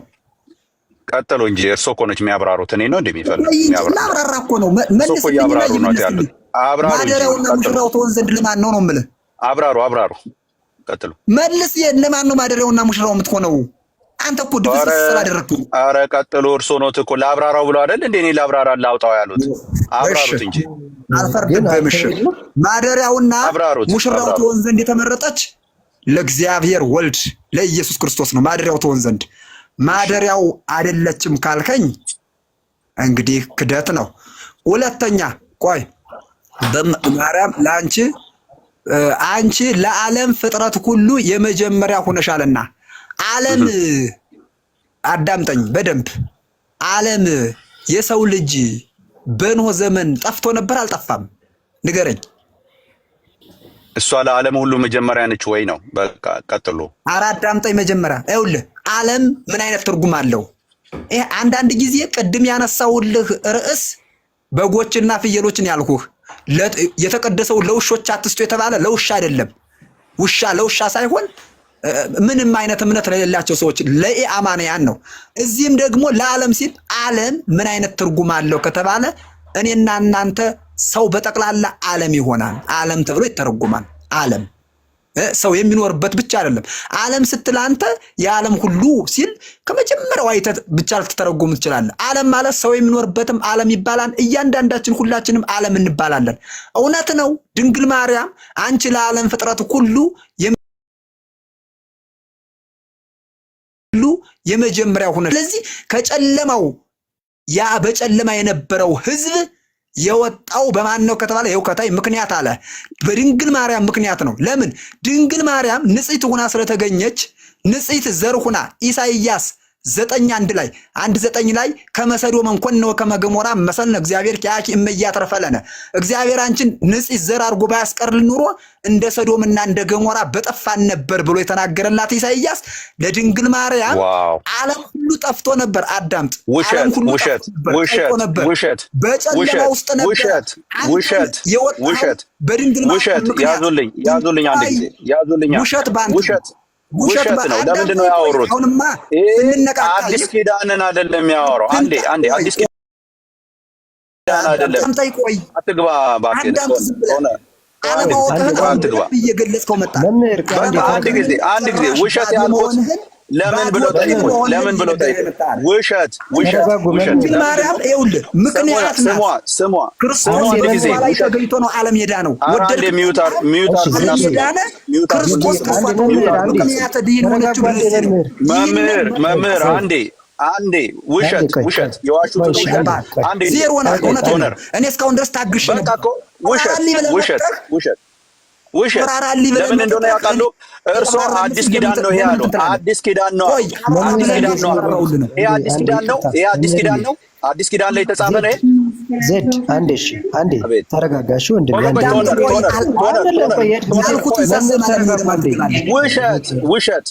ውሸት ለምን እንደሆነ እንደዛ አልኩኝ። አንተ ውሸት ቆይ ለምን ውሸት እንደሆነ ላስረዳችሁ። ለምን አልክ በለኝ። አንዴ ተረጋጉ። በቃ ለምን አልክ ከሆነ ላስረዳችሁ። ሌሎቻችን ቆይ አንዴ አካሄዳችሁ ያዝልኝና አንድ ጊዜ ለምን ውሸት እንዳልኩ ላስረዳ። በቃ እኮ ልክ ነህ እኮ ነው እኮ አካሄድ ነው የምነግርህ። አንዴ አካሄድ ነው አላደርግልህም። አንዴ አካሄድ ነው የምነግርህ። አንዴ ራያ አካሄድ እንደዚህ አይደለም። አንዴ አቋ አይደለም ውሸት አድርግ እየተነጋገርን እየሰማን ነው። ቶኒ ሚውት አድርግ። ውሸታቸው ይወጣል። ጸጥ አድርግ። ሚውት አድርገው። ሐሳቡን ይግለጽበት። ሚውት አድርጉ። እሳቸው ከአዲስ ኪዳን ነው ብለዋል። ይኸውልህ በአዲስ ኪዳን ክርስቶስ ኢየሱስ አንዴ መጀመሪያ አካሄድ ነው። በቃ ያዘው እንዴ አንዴ ዝም በል። አካሄድ እኮ ነው የምነግርህ። አካሄድ ነው። ራያ እባክህ ዝም በል። ቆይ አካሄድ ነው። አካሄድ አታውቁም እንዴ እናንተ? አታውቁም? ስርዓት አስከባሪ አትሁን አንተ። ተወው በቃ ሁለቱ ይነጋገሩ። አንተ ሰውዬ እንደዛ አይደለማ። ሁለቱ ይነጋገሩ እና እንድንሰማ እኮ ነው እኛ ከጭቅጭቅ የወጣ እንድንሰማ። አካሄድ እስኪ መጀመሪያ ዝም በሉ። አንተ እኮ ነው ጭቅጭቅ ያዞርከው እንጂ እነሱ በትክክል እያወሩ ነበር። አካሄድ ነው የሚናገረው። ስርዓት አላቸው። ቶኒ አትረብሽ። አካሄድ ነው። እስኪ ተረጋጋ። እንዴ አካሄድ እንናገር። አንድ ሰከንድ እኮ ነው። አንዴ ጠብቅ። እንዴ የምንሄደው ቦታ የለም። ዝም በልና በቃ ዝም በል እስኪ አንዴ። እንዴ ራ የምናገር ሱስ አለብህ እንዴ ቶኒ ጤነኛ አይደለም። ተው እባክህ በቃ ተው። ሚውት አድርግ አንተ ሚውት አድርግ። እስቲ እንዲህ ለምን አናደርግም? በቃ እስቲ አንዴ ቶኔቶርን እድል ስጡትና ምንድነው አካሄድ ከተፈለገ ምንድነው ሄድልን ነው። እስቲ ቆይ ስሙ። ምን አለ ከመስማት አይጎልም እኮ። ምንድነው ችግሩ? ቆይ በእግዚአብሔር ስም አንዴ በቃ እስቲ አካሄድ ምንድነው? እሺ እንስማ እንጂ እንዴት አንተ ራያን እያወራው ያለ አካሄድ ነው ስትለኝ እቆማለሁ። አካሄድ ስለሆነ ማስተካከያ ነው የምትሰጠው፣ በቃ አለቀ እንጂ ሐሳብ ልትሰጥ አይደለም። አካሄድ ካልኩ እሺ ነው የምባለው። እንዴ ዜድዬና መምህር ስታወሩ ይኸውላችሁ አንድ ሰው መነቃቀፍ የለበት። ለምሳሌ ውሸት አትበል። ለምሳሌ እኔ አሁን መምህር ዜድን ቢጠይቁት ዜድ ለራሱ ሐሳብ ውሸት ብሎ ሊናገሩ አይገባም መምህር። ምክንያቱም የራሱ ሐሳብ ወይም ደግሞ ራሱን የሚያውቀው ስለ ኦርቶዶክስ መጽሐፍ አምጥተህ እነሳቸውን እንዲያብራሩ ነገር ውሸት ልትል አችልም። ምክንያቱም ስለ መጽሐፍ ከሳቸው የበለጠ ልታወራ አችልም። ለምን አልክ ነው ቢባለው በቃ ለምን አልክ በለኝ። ውሸት ነው ፊት ለፊታችን ላይ የዋሹ ያሉት። ለምን እሳቸው የዋሹት ምን ብለው ነው? አሁን አንተ ቆይ በቃ ጠየቀኝ። ይኸውልህ እሳቸው ሲሉ ከአዲስ ኪዳን ነው አሉ። ይኸውልህ አዲስ ኪዳን ነው አሉ። አዲስ ኪዳን ነው። አዲስ ኪዳን የክርስቶስ ኢየሱስ ማደሪያ ስለሆነች የጠፋው ሰው በክርስቶስ ኢየሱስ ዳግም ስለመጣ ለሱ ነው መጀመሪያ የሆነችው አሉ። ውሸት። ለምን ነው ውሸት ያልኩት? ጥቂት ወረድ ብዬ ላንብበው። እንደዚህ ይላል። ይሄ እንግዲህ የሆነው በአዲስ ኪዳን ሰማይና ምድር ተፈጥረዋል። እንያ መጽሐፉ ምን ይላል? ይሄ በቢጫ የተጻፈው በሙሉን ተመልከቱ ምን እንደሚል። ለጥበባዊ ስራ ሁሉ ፍጹም መሰረት ሁነሻልና ይላል። ለጥበባዊ ስራ። የትኛው ጥበባዊ ስራ? አሁን ምን መሰላችሁ ትልቁ ችግር ያለው እዚህ ያላችሁ ሰዎች የምትሰሙት በሃይማኖት ስም ስለሆነ የምትሰሙት በሃይማኖት ጆሮ ስለሆነ ችግሩ ያለው ትልቁ ችግር እዚህ ጋር ነው። ምንድነው መጽሐፉ እያለ ያለው? እንዲህ ይላል ምሽትን የማታውቂ ንጋት ጠዋት ወይ ይልና ይሄ በቢጫ ያለው በሙሉ ተመልከቱ። እሱን ነው ማነባው። እንደዚህ ይላል እግዚአብሔር በአንቺ ሰማይንና ምድርን ፈጠረ፣ ባህርን፣ ቀላያትን፣ ፀሐይን፣ ጨረቃን፣ ከዋክብትን፣ ዘመኖችን፣ ዓመቶቹን፣ በጋን፣ ክረምትን፣ ቀናትን፣ ሳምንታትን፣ በዓላትን፣ በግልጽ የሚታየውን የተሰወረውን ዓለማትን ሁሉ ፈጠረ ይላል። ኦኬ ይሄ የተፈጠረው በአዲስ ኪዳን ነው አባቴ ነው በፍጥረት መጀመሪያ ነው? ንገረኝ እስቲ አውጣና ሚዩትን አንሳና። ለእኔ ነው የኔ አባት። አዎ ባህርና ቀላያት፣ ፀሐያትና ጨረቃ፣ ከዋክብትና ዘመኖች፣ ዓመቶችና በጋን፣ ክረምትን፣ ቀናትን ዘፍጥረት ላይ ነው የተፈጠረው? አዲስ ኪዳን ላይ ነው የፈጠረው? እሺ ቆየኝ፣ ጥያቄ ጠየቀኝ አይደለ የኔ አባት? ልደማመጥ። ቀጥል። መጀመሪያ ችግሩ ካንተ ያለው ምን መሰለህ? ትርጉም አለማወቅ ነው የተረዳሁትና ትርጉም አለማወቅ ደግሞ ይሄ እኔ ቡክ የሚለውን ባክ ብለህ የምታነበው ከሆነ አይዶንት እኔ ምን እንደሆነ አላውቅም። እኔ በምን መልኩ ያ የፊደል ትርጉም ስተታ አብራሩት ባኮተ ይሄንን አብራሩት። እዚህ ጋር የተጻፈው ሌላ ወሬ ተውና ይሄን አብራሩት። እዚህ ጋር ያለው ሌላ ወሬ አውሩ። እዚህ ጋር ያለውን አብራሩ። ፍጥረት የተፈጠረው ፀሐይና ጨረቃ፣ ቀንና ሌሊት፣ ጨለማና ብርሃን የተፈጠረው በአዲስ ኪዳን ነው። አዳምጠኝ።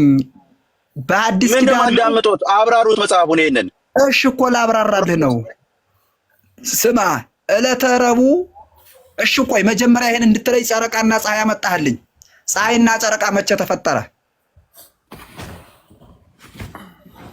ንገረኝ። አዳም ልመልስ እኮ ነው፣ ላብራራልህ እኮ ነው እንዴ። ፀሐይና ጨረቃ መቼ ተፈጠረው? ዘፍጥረትን ሄደው ያንብቡ። ንገረኝ፣ ዝም ብለህ ንገረኝ። ዘፍጥረትን ሄደው ያንብቡ። አላውቀውም፣ ንገረኝ መጀመሪያ። በቃ ዘፍጥረትን ሄደው ያንብቡ። አየህ፣ አታውቀውም። ዕለተ ረቡዕ ፀሐይና ጨረቃ የተፈጠሩት በዕለተ ረቡዕ ነው። አለቀ። ይሄው መቼ ነው? አዎ በብሉይ ኪዳን ነው። በብሉይ ኪዳን ስንል እንግዲህ ብሉይ ኪዳን ራሱ ተው።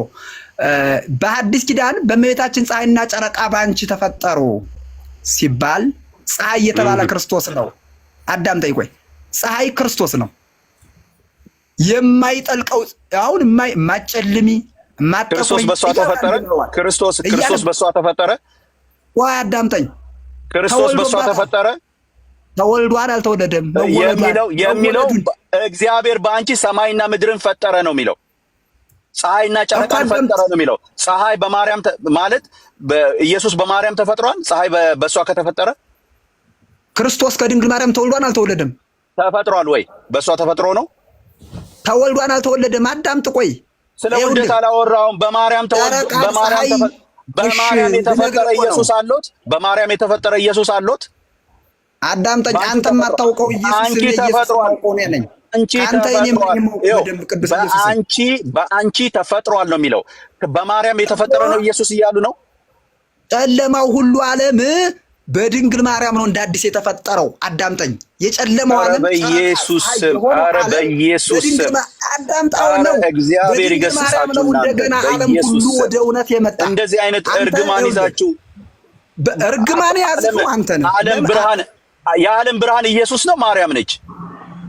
የዓለም ብርሃንማ ከአንተ ጠንቅቅ አድርጌ ያውቀዋለሁ ክርስቶስ ነው። ግን የዓለምን ብርሃን ያስገኘችው በሷ በራ ያሉት ከየት አምጥተው ነው? አዳምጥ። በሷ ተፈጠረ ሳይሆን ወለደ ነው ማለት በሷ በራ ያሉት ከየት አምጥተው ነው ታዲያ? ይኸው ፀሐይና ጨረቃ ተፈጠሩ ሲል ማን ናቸው ከተባለ ይኸውልህ ሐዋርያት፣ ሊቃውንት፣ ካህናት፣ መምህራን እነዚህ ሁሉ ዕውቀትን አገኙብሽ። እነዚህ ሁሉ ከአንቺ በተወለደው በክርስቶስ የክርስቶስን አገልጋዮች ናቸውና እነሱ ሰማይና ምድር ማለት የትኛው ነው? ሰማይና ምድር ምንድን ነው? ሰማይና ምድር ኧረ እባክህ በፈጠረ ስም ሰማይና ምድር ተፈጥሮባታል። ሰማይና ምድር ተፈጥሮባታል። አዎ ተፈጥሮባታል። አዳምጠኝ። ይኸውልህ ቆይ አዎ ይሄ ወደ አምልጠት ትሄዳለህ። በቃ አምልጠሃል፣ ሂደሃል። ሰማይና አለን እኮ አለን። ሰማይና ምድር በማርያም አልተፈጠረም። ስለዚህ ምን ጋር ነው መጽሐፍ ቅዱስ ላይ ሰማይና ምድር በማርያም የተፈጠረው? እያንዳንድሽ ማንም በል ትንጫጫለህ። ድንግል ማርያም ግን የጌታ እናት ናት። ድንግል ማርያምን ግን ምስጋና መላእክት አመስግነዋታል። ሰማይና ምድር አባት መምህር አንዳችን ያላተራመዱም። በቃ ሰማይና ምድር በሷ ተፈጥሯል። መምህር ሰማይና አመሰግናለሁ። ከእንግዲህ በኋላ ምድር በሷ ተፈጥሯል። አልፈልግም። ሰማይና ምድር በሷ ተፈጥሯል። ክበርልኝ ሶፊ። እኔ አሁን እነሱ በእርግጠኝነት ሸሽቶ ሄደ እንደሚሉ አውቃለሁ። እነሱ ግን ትንሽ እንኳን እውቀት እንደሌላቸው ስለተረዳሁ ሸሽተው ነው የሄዱት። ሸሽተው እንደሆኑ ስላወቁ ኦርቶዶክሳውያን በሙሉ እንጂ በደንብ ሸሹ። ሰማይና ምድር በእርሷ ተፈጥሯል። ሰማይና ምድር በእርሷ ተፈጥሯል። ሸሹ፣ እየሸሹ ነው። ሁለተኛ ቆይ አንዴ ለመምህር ይድገሙልን። አልተሰማኝም። አንዴ ያጣናው አንዴ ባክህ እሳቸው ኮንፈርም ያድርጉልን። ሰማይና ምድር በእሳቸው ተፈጥሯል ወይ? ከመጀመሪያው አንስተው ያብራሩት መጽሐፉና ከዛ በኋላ ጥያቄ ታለ ትጠይቃለህ። እስቲ እድል እንስጣቸው። እሳቸው ለመምህር አንድ ጊዜ ያብራሩትና የመጣው መጽሐፍ ያብራሩትና ከዛ በኋላ እንትን ይበል። በቃ ሰማይና ምድር በእሷ ከተፈጠረ ተፈጥሯል ይበሉኝ። በቃ ወጡ አይደል? የለም ስለሌለ የለም። እንደዚህ ቢወጡ ይሻሉታል። እንደዚህ የሌለ ነገር ይዘው እዚህ ከሚዳክሩ ቀደም እኮ አስሙኝ ራሱ ወደ ሀሳባቸው ልመጣ ነበር። ቻለው ለምን መሰለ አቅማችሁ በላይ ሆኖ ነው። ምንም ማድረግ አይቻልም። እንግዲህ አይደለም ይኸውልህ አንተ ከቀጥታ እንደ ጋሪ ፈረስ ነው የምታስቡት እናንተ አይደለም። እንደ ጋሪ ፈረስም ሆነ እንደ መኪና ይኸውልህ አሁን እሱን አይደለም ዋናው ቁም ነገር ጠየቁ መልስ መስጠት አቅቷቸዋልና አይደለም ማምለጣቸውን በመሀል እየገባ እናንተ ይገስጻችሁ እናንተ ምናምን ማለት ምንም አይነት ነው የለ። እንደዚህ እድል መሰጣችሁ አይደለም። ለዚህ ነው አሁን እኮ ካቶሊኮች እኮ አስወግደዋል አሁን። ስለዚህ መሰደና ካቶሊክን ተከተል ታዲያ ራይ 10 የካቶሊክ ስለዚህ አሁን አስወጥተዋልና ቀጣዩ እንግዲህ ወደ እናንተ ጋር መምጣቱ አይቀርም ልል ነው ነው እንግዲህ ምን ማድረግ ይቻላል? አታስብኛ አታስብ። አሁን እናንተ እኛን የምታስቡት እናንተ የምትከበሩት እኛን ለምን እንደዚህ እንደምትሉ ስለገባኝ ነው። ኦሬዲ መግባባት ሁሉ አይቻልም። ምክንያቱም እናንተ አንድ ጋር ይፈር አንድ ብቻ ነው። ስለዚህ መጽሐፍ ቅዱስ ብቻ ለሚል እንደፈለጋችሁ ሐሳብ ለምትሰጡ ሰዎች ይሄ አይገባችሁም። ምንም ያልሳቸው ቢነግሯችሁ አይገባችሁም። ምክንያቱም አንድምታ ትርጓሜ ያለው እሱን አትቀበሉ። እሳቸው እያወሩ ያሉት ስለ አንድምታ ትርጓሜ ነው። ስለዚህ እናንተ ደግሞ ያን አትቀበሉም። ታዲያ እንዴት ነው መግባባት የሚቻለው? ስለዚህ በዚህ ሁኔታ ብዙ ጊዜ እንኳን ከመጽሐፍ ቅዱስ ቀጥታ የሆነ ነገር ጠይቂያችሁ እንኳን እኔ አልመለሳችሁልኝም። ምክንያቱም እናንተ ስትፈልጉ ብቻ ራሳችሁ ተረጉማላችሁ፣ ስትፈልጉ ብቻ አይተረጎም መጽሐፍ ቅዱስ። ከመጽሐፍ ቅዱስ የወጣ ትርጉም ትሰጣላችሁ። ማን ነው የተረጎመው ስለ ራሳችሁ ተረጉማላችሁ። ከዛ በወጣ ወይም በዘለለ ሁኔታ ደግሞ አይ መጽሐፍ ቅዱስ አይልም ብላችሁ ደግሞ የፈለጋችሁበት ይሆናል ማለት ነው። ስለዚህ ከመጽሐፍ ቅዱስ የወጣ ትርጓሜ የተረጎመው እኛ ነን ወይስ እናንተ? እሺ ተድላ ድጋሚ ልጠይቅህ፣ ድጋሜ ልጠይቅ። የተጠየቀው መች መለስክ? ወይ ምስጉነሽ የሚለውን መጽሐፍ ቅዱስ ብቻ ብለን አናምንም። ወዳጅ አባቶች ተረጎሙልን አለ። ይኸውልህ አዳም አጭር ቃል ልንገርህ፣ ስለኔ አይደለም ስለአንተ ነው ያወራሁት። እኔም አዳም ስለኔ መጽሐፍ ቅዱስ ላይ ታገኘኛለህ። እኔ እኮ አንድ ሰንበዲ ነኝ። አዳም መላእክት ማርያምን ያመሰግኗታል አላችሁ። ይሄ አሁን አመክንዩ ትጠየቃለህ። መላእክት ማርያም ምን ስላደረገችላቸው ነው ማርያም መላእክትን የሚያመሰግኗት? የቱ ጋር ነው ያመሰግኗት? ብዙ አይነት ጥያቄ ይመጣብሃል። ገብቶሃል? ምን አደረገችላችሁ ማርያም? አንተ ነው የምታመጣው። ይኸውልህ እንዳንተ አይነቱ ሰዎች ወይም ደግሞ እናንተ መሰሎች ሲሆን እንጂ ጥያቄ ምንም የጌታ እናት ንጽሕት ናት፣ ብጽሕት ናት፣ ጌታን በማጽናት የተሸከመች ናት፣ ከምስጋናም በላይ ጸጋ የተሞላት እንዲህ አንተ እኮ አይነት ድፍን ስላለው እንጂ እንዴት ምስጋና ይገባል ተብለህ የምታነሳ እንደናንተ አይነት አስተምህሮ ባይኖር ኖሮ እንደኛ አይነት ጠያቂ አይኖርም። ይኸውልህ የሚያስጠይቅ ነገር ሲኖር ነው እኛ የምንጠይቀው። በየትኛውም ሁኔታ በየትኛውም ሁኔታ የቤተክርስቲያን ተቃራሪ ይኖራል። በአጠቃላዩ ማርያምን መላእክት ያመሰገኗት በምን ምክንያት ነው? የቱ ጋር ነው ማስረጃው ነው? አሁን እሺ ቆይ አሁን እኮ ብጠይቅም ስለማትመልስልኝ ነው። እመቤታችን ቅድስት ድንግል ማርያም የሚመሰገን የሆነ ለሚመሰገን ለመስጋና የደረሰች አይደለችም? የበቃች አይደለችም? መላእክት ለምን ያመሰግኗታል እንዴ? ምን አደረገችላቸው? ስለዚህ መላእክት ስታደርግላቸው ለነሱ ስታደርግላቸው ብቻ ነው የሚያመሰግኗት ማለት ነው። ምስጋና እኮ የሆነ ሪፍሌክት አለው። ምንም በሌለበት እኮ ምስጋና የለም። ኧረ ተው በእግዚአብሔር ተው። እንዲሁ ይመሰገናል ለባዶ ቤት። የጌታ እናት ስለሆነች ምስጋና አይገባትም ነው የምትለው? የጌታ ጅማሬው እኮ ማርያም ላይ እኮ አይደለም። በፊት ዓለም ሳይፈጠር በፊት እኮ ነበረ ጌታ። ከዛ ጋር ምን አገናኘው? እኔ ስለ ጌታ መጀመሪያ መኖር አለመኖር ለመላእክት ምን አይነት ጥቅም ሰጥቶ ነው መላእክት የሚያመሰግኑት ነው? አሁን የጌታ መወለድ ለመላእክት ምንድነው ጥቅሙ? ለሰው ልጆች እንኳን ብትንሽ ችግር የለውም ልቀበል። ግን መላእክት የሚያመሰግኑበት ምክንያት ምንድን ነው? አሬ ሰው ያረተ በእግዚአብሔር በድፍረት እንደዛ ይወራል አይደለም እኮ።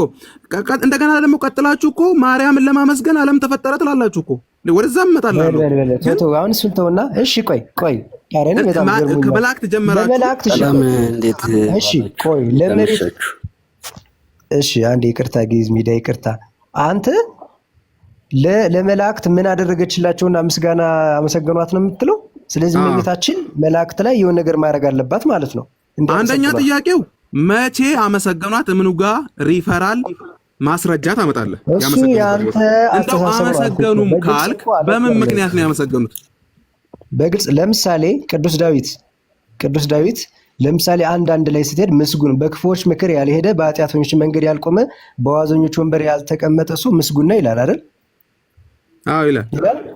እሺ ምስጉን ነው የተባለው ሰው ያ ምስጋና የሚገባው የተመሰገነ ነው አይደለም? የተመሰገነው የዳዊትን ምክር ስለሰማ ነው፣ አገልግሎቱን ስላከበረ ነው። ቆይሽ ስለዚህ እመቤታችን ለዚህ ብቁ አይደለችም? የት ነው የምትሄደው? አሁን መላእክት ያመሰገኑበትን ምክንያት ነው። መላእክት ለዚህ ብቁ ነች አይደለችም? ለመላእክት ምስጉን ለመሆን ብቁ አይደለችም። ከመላእክት ዘንድ የመመስገን ብቃት የላትም ማለት ነው። ማስረጃ አምጣ። አንተ ፊት ለፊት ራሱ ባሳይ ራሱ አንተ አታምንም። ተድላ ምን አሳያ? እኔ ባላምን ህዝብ ይኸው እዚህ ጋር 600 ሰው በላይ አለ። እዚህ ጋር የሚያምን ሰው አለ። አሳያቸው ለነሱ፣ ለኔ አታሳይ። እሺ ለኤልሳቤጥ ምን አደረጋቻት ነው? ኤልሳቤጥ አመሰገነቻት? ንገረኝ። ምን አመሰገነቻት? አላመሰገነቻትም። አውጣው። እሱ ታመስግናት፣ ችግር የለውም። መላእክት አመስግነዋል፣ ችግር የለውም። ምናምን አንዴ ያዝ ለቀቅ አድርግ እንጂ ተድላ በጌታ ሎጂኩን ያዝ እናድርገውና አንዴ ተድላ በመላእክት ዘንድ ምስጉን ለመባል ብቁ አይደለችም የሚል ነገርን ተናገርክ። ኦኬ ሶ በመላእክት ዘንድ ምስጉን ለመሆን ክራይቴሪያው ምንድን ነው? በመላእክት ዘንድ ምስጉን ለመሆን በመላእክት ዘንድ የተመሰገነ እግዚአብሔር ብቻ ነው የሚመሰገን፣ እግዚአብሔር ብቻ ነው። መላእክት ያመሰግኑ ዘንድ ክራይቴሪያው ምንድን ነው? እሱን መላእክትን ትጠይቃለህ። ግን መላእክት አንተ ስለተናገርክ አንተ ኤቪደንሱን አቅርብ አይሻልም? መላእክት ለማመስገን ከራሳቸው መውጣት አለበት። በአጠቃላዩ መላእክት የሚያመሰግኑበት ምክንያት የለም ነው አሁን ጥያቄ። እሺ እሱ ምንድነው? አሁን በተደጋጋሚ መጽሐፍ ቅዱስም ተከፍቶ ምናምን እየታየ ስለነበር አሁን ምስጋና የሚለው ራሱ ምንድነው የሚለው ቃሉ ላይ መግባባት ምንችል አይመስለኝም። አይ ቲንክ ሶፊ ምን ይላል? እኔ የማይመስል ነገር አይመስለኝም። እኔ ነጭ ነው የምፈልገው። ሶፊ ምን እያለህ ነበረ ቅድም? እንደው በችግሬ ጊዜ የደረሰልኝን ሰው እንኳን ላመሰግነው እችላለሁ አለ። ለሱ ሲሆን ችግር የለብህም፣ ለችግር ጊዜ የደረሰልህን ሰው ለማመስገን ችግር የለብህም። ለድንግል ማርያም ሲሆን ችግር አለብህ ነው። እሱ ነው የታየኝ። ኮዝ ምንድነው ውሃ ጠምቶኝ ለሰጠኝ ሰው አያደመጡኝ ወልደ ቂርቆስ እኔ እያልኩ ያለው ለችግር ጊዜ ማርያም ለየትኛው መልአክ ነው ለችግሩ ጊዜ ቆመችለት? እሺ አሳያለሁ፣ እሱን ከምን አንፃር እንደምናገር። የትኛው መልአክ ችግሩ እንዳወጣችሁ አሳየኝ። አውጣው ነው አሁን ነው አውጣው። እሺ በኋላ የሚቆይ ነገር የለም። ብዙ ሰው ጊዜውን አባክኖ እየሰማ ስላለ አውጣው። አዳምጣ እንዴ። ግን እዚህ ጋር ምስጋና ስንል ቅድም እንዳልከው ሶፊ እንደተናገርከው ስላልክ ሕያው ለሆነው ነው አይደለ? ቴንኪው መባባልም ምላሽ ለሚሰጥ ነው አይደለ? ቴንኪው የምትለው ግን ሕያው ላልሆነ እንዴት አድርገህ እንዴት አድርገህ ምስጋና ልሰጥ ትችላለህ? እሺ ይሄን ጥያቄ ቅድምም ጠይቀሃል፣ እየሰማሁ ነበር። አይ ቲንክ እንዴት አድርገህ ምስጋና ልሰጥ ትችላለህ?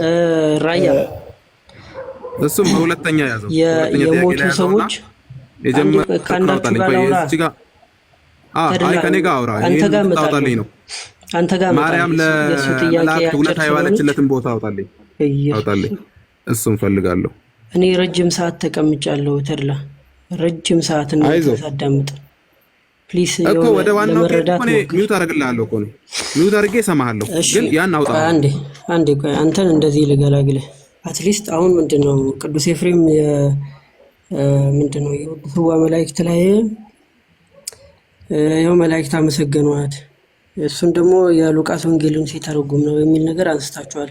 ከፍ አድርገኛ እንዴ ከጀምሩ ቅዱስ ኤፍሬም ማን ነው የሚለውን ላሳየና መጽሐፍ ቅዱስ ማስረጃ ነው የፈለግነው እንጂ ሪፈራል የአባቶች ጽሑፍ አይደለም የፈለግነው። አንድ አዳምጠኝ። አንተ አሁን ከምን እንደምትሰጠኝ ባጠቃላዩ ሚዩት አድርግና አዳምጣ እንዴ። እሺ ከምን እንደምትሰጠኝ ንገረኝና አልሚዩት ላድርግ። ማስረጃ ከምን እንደምትሰጠኝ? እሺ ማስረጃ ከመጽሐፍ ቅዱስ ወይስ ከሌሎች መጽሐፍት? ችግሩ መጠየቅም አትወዱም፣ መልስ መስማትም አትወዱም። እኔ ታዲያ የማልቀበለው መጽሐፍ እኮ ለኔ ልታስረዳኝ። እኔ እኮ መጽሐፍ ብታነብ አልቀበልም። አዳምጠኛ። እኔ እናንተን የሚያስማማን መጽሐፍ ቅዱስ ብቻ ነው። አይ እኔ መግለጫ ልስጥልህ። ይኸውልህ እኔ ላደምጥና ልቀበል የምችለው በመጽሐፍ ቅዱስ ብቻ ነው። የትኛውንም አባቶች ብታቀርብልኝ አልቀበላቸውም። ማን እነሱ ምንም ይሁን ለምን ወደ መላእክት አይቀየሩም? ኧረ አዳምጠኝ ጌታው። እሺ ኤፍሬም ብለህ እንዳትጀምርልኝ መጽሐፍ ቅዱስ ቦታ ክፈትና ማስረጃ ስጠኝ። ጨርሻለሁ። አሁንም አስቆምሃለሁ መጽሐፍ ቅዱስ ካልከፈትክ ችግር። እሺ ቅድም ስታነሱት የነበረው የሉቃስ ወንጌል ምዕራፍ 1 ቁጥር 28 ላይ ልሂድና አንድ ጥያቄ ጠይቃለሁ። ተረጋግተህ ለማዳመጥ ሞክር። በብሉይ ኪዳን ይሄው ገብርኤል ኢቭን ዘካርያስ ጋር ሲላክ እናየዋለን። እዚሁ ምዕራፍ ላይ ከፍ ብሎ ወደ እርሷ ገብቶ እንዲህ ይላታል እመቤታችንን፣ ጸጋን የተመላሽ ወይ ወይም ጸጋን የሞላብሽ ወይ ይላታል። ጸጋን የሞላብሽ ወይ እየተባለ በብሉይ ኪዳን አንድ ሰው አለ ከእመቤታችን ውጪ? እየጠየከኝ ነው? አዎ እየጠየቅኩ ነው። ጸጋን የሞላብሽ የተባለ አለ? የተባለ ቢኖር ባይኖር ስለ ምስግንና ስለ ምስጋና እንጂ ያወራ ነው። ስለ ጸጋ አወራ አለ ወይም የለም በለኝ። አለ ወይስ የለም? ማንንም በሚልበት መንገድ ማንንም አላለም። ሌላውን ባለበት መንገድ ማርያምን አላለም። ሌላውን ባለበት መንገድ ማርያምን ባለበት ደግሞ ሌላውን አላለም። እንዲህ አይነት ማጭበርበር ነው የሚሆንብኝ። በብሉይ ኪዳን ጸጋን የተመላሽ የተባለ አለ ወይ? የለም። የለም። እመቤታችንን በተለየ መልኩ ምን ብሏታል? ጸጋን የመላብሽ ወይ። እሺ እግዚአብሔር ካንቺ ጋር ነው የተባለ ሳለ ለምሳሌ ሐዋርያው ቅዱስ ጳውሎስ ሁሉ ኃጢአትን ሰርቷልና የእግዚአብሔርን ክብር ጎሎን ነበርና ይላል። የእግዚአብሔር ክብር በጎደለን ዘመን፣ እግዚአብሔር ከሰዎች በራቀበት ዘመን እግዚአብሔር ካንቺ ጋር ነውና ከሴቶች መካከል የተባረክሽ ነሽ የተባለች ሴት አለች? ወደ ዋና ሐሳብ ትሄድልኛለህ ብራዘር? ሌላ አለች ወይስ የለችም? መልስልኝ። ችግር የለውም። ይሄ መጨረሻ ጨርስ እስቲ ሐሳብህን ጨርስና ወደ ዋና ሐሳብ ከመጣህ እጠብቅሃለሁ። እየተባላለው ሚዩት አድርጌ ልስማ እና መልስ ሚዩት እንዳታረግ። ጸጋን የተመላሽ እግዚአብሔር ካንቺ ጋር ነውና ደስ ይበልሽ የተባለች ሴት አለች። ምስጋና ቦታ ትሄድልኝ። ምስጋና እሱን ላሳየህ ነው እኮ ምስጋና እንደሆነ ላሳየህ። ዋናው ቦታ ይሄድልኝ። እኔ 10 ደጋግሜ ያነበብኩት ቦታ ስለሆነ መጠየቅና ቃል ምልልስ ይቅርና አንበበስ ጨርስ ተላ የተባለ ሰው አለ ሌላ? ኧረ እባክህ ሂድ። የለም። እሺ ተው እኔ ልመልስልህ። የለም። መልአኩ ደርሷ ገብቶ ደስ ይበልሽ ጸጋን የሞላብሽ ሆይ ጌታ ካንቺ ጋር ነው፣ አንቺ ከሴቶች መካከል የተባረክሽ ነሽ አላት። ይህንን ንግግሯን ይቅርታ፣ ይህንን ንግግሩን የመልአኩን ንግግር እኛ ምስጋና እንለዋለን። ቅድም ምን ስትል ነበር አንተ? ይሄ እኮ ምስጋና አይደለም እውቅና ነው፣ እውቅና እየሰጣት ነው። አንተ እውቅና የሚለውን ቃል የተጠቀምክበትን ይሄን የመልአኩን ንግግር እኛ ምስጋና እንለዋለን። የቃላት ልዩነት ከሆነ የቃላት ልዩነቱ ላይ እንዳለ እንቆይና ይሄንኑ ቃል እኛ አመሰገናት እንላለን። ከምን ተነስታችሁ በቀደመችው ቤተክርስቲያን እንዲህ ያለ ትምህርት አለ ወይ ከተባለ ኦፍ ኮርስ አለ። ለምሳሌ አንድ አባት ልጠቅስ ይችላሉ። 3ኛው መቶ ክፍለ ዘመን ያለ አሁን ያነሳችሁት አባት ቅዱስ ኤፍሬም። ቅዱስ ኤፍሬም በካቶሊክ ቸርች፣ በኢስተርን ኦርቶዶክስ፣ በኦሪየንታል ኦርቶዶክስ እና አንግሊካን ኮሚኒየን ቬነሬት የሚደረግ አባት ነው። እንዲህ ብሎ ተርጉሞታል። የተጨቃጨቃችሁበት ሀሳብ ማለት ነው። አይ ይሄ ምስጋና አይደለም ብሎ የተረጎመ አንድ አባት ታመጣልኛለህ አንተ? ይሄ እውቅና ነው ያለ ይቅርታ እንደዛ ያለ አለ? ምስጋናውን እስካሁን ጠበቅኩ። በጣም ሚውት አድርጌ እንደከሰርኩ ነው የምቆጥረው። አለ ወይስ የለም? ምን ለማለት ነው? አለ ወይስ የለም የሚባሉት ነገሮች ለአንተ ጥያቄው ይሁንልህ። እኔ ለእኔ ጥያቄ ስለማይሆንብኝ ማለት ነው።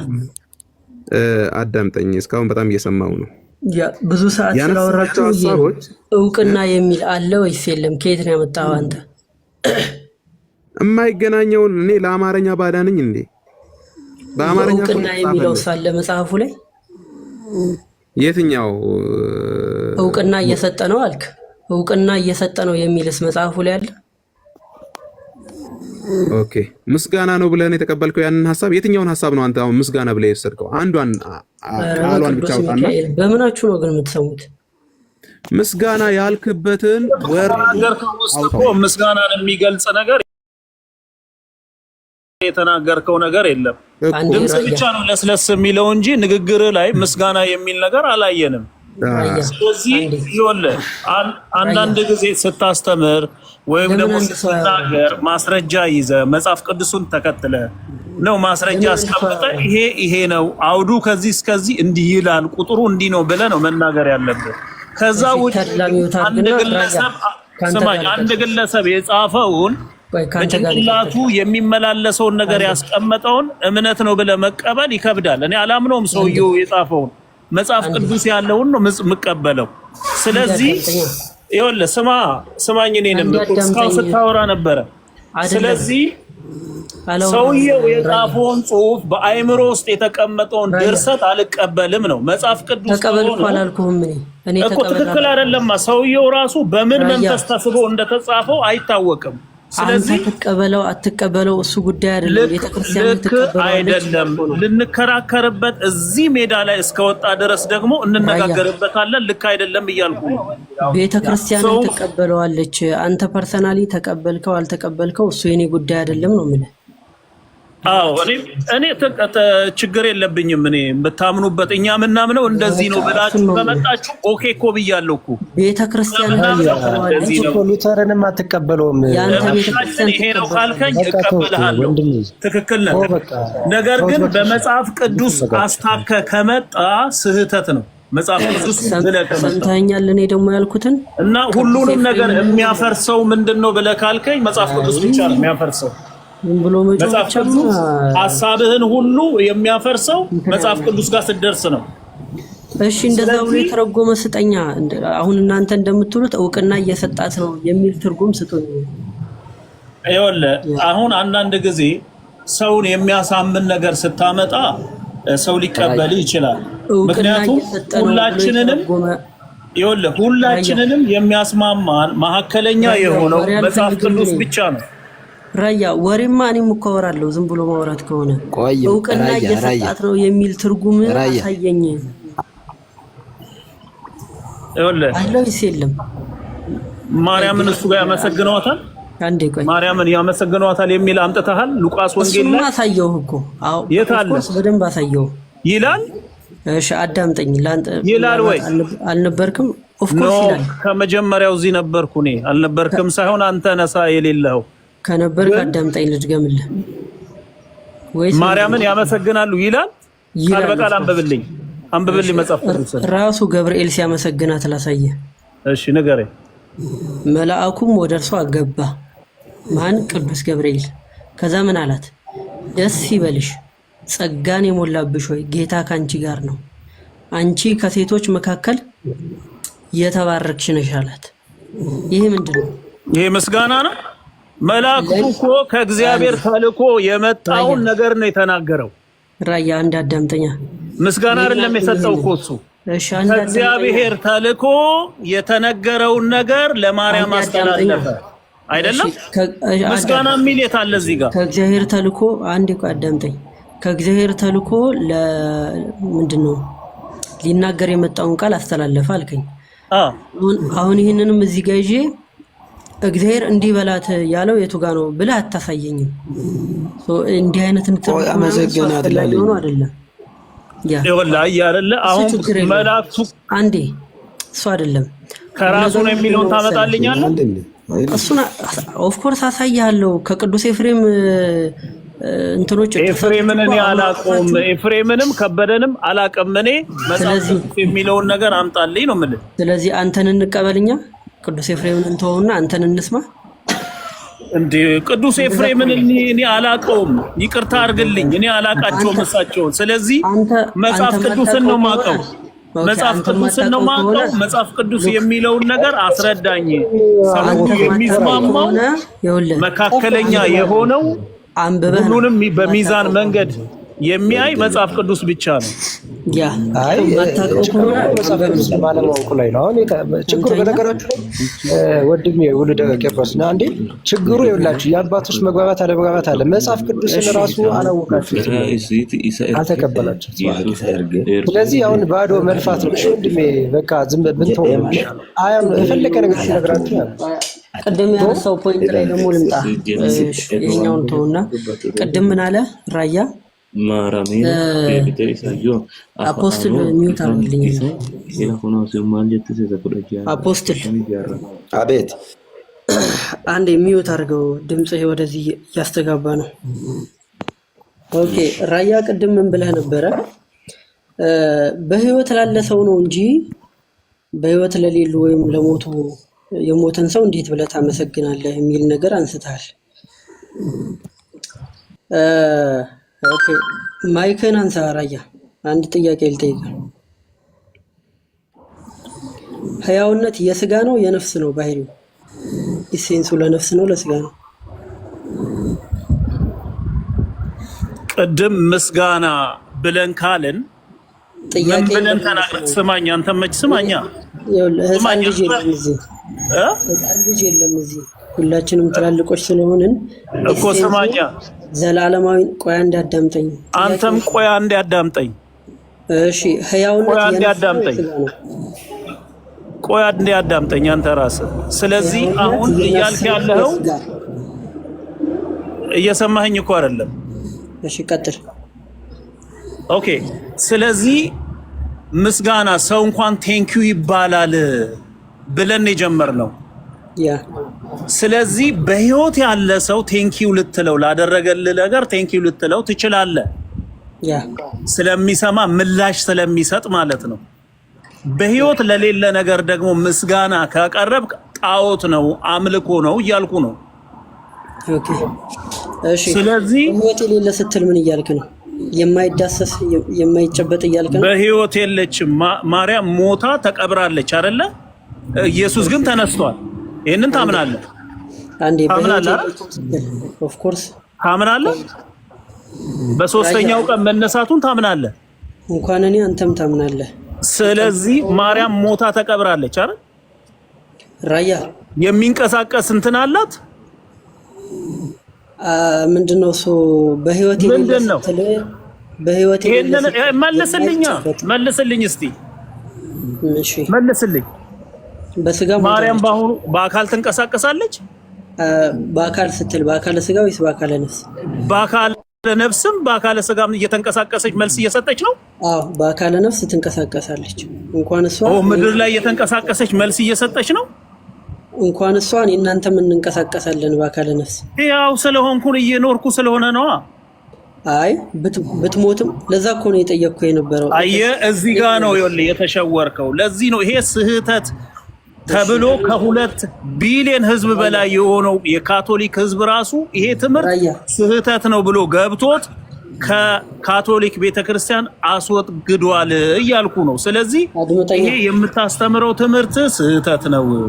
አድምጠኛ እና ሄዋን ለምንድን ነው ካቶሊክ የምታነሳው? ራያ እንዴ ካቶሊክ ነው ብቻ እንዴ ካቶሊክ የምትለው? ትልቅ ቁጥር ያለው እኮ ነው በዓለማችን ላይ ትልቅ እምነትና ትልቅ ቁጥር ያለው ስለሆነ ነው። 99% አይሆንም። ይሄንን የምነግርህ እኮ ደግሞ ያልሰሙን ካለ በዛውም እንዲያውቁት ነው እየነገርኩ ያለው።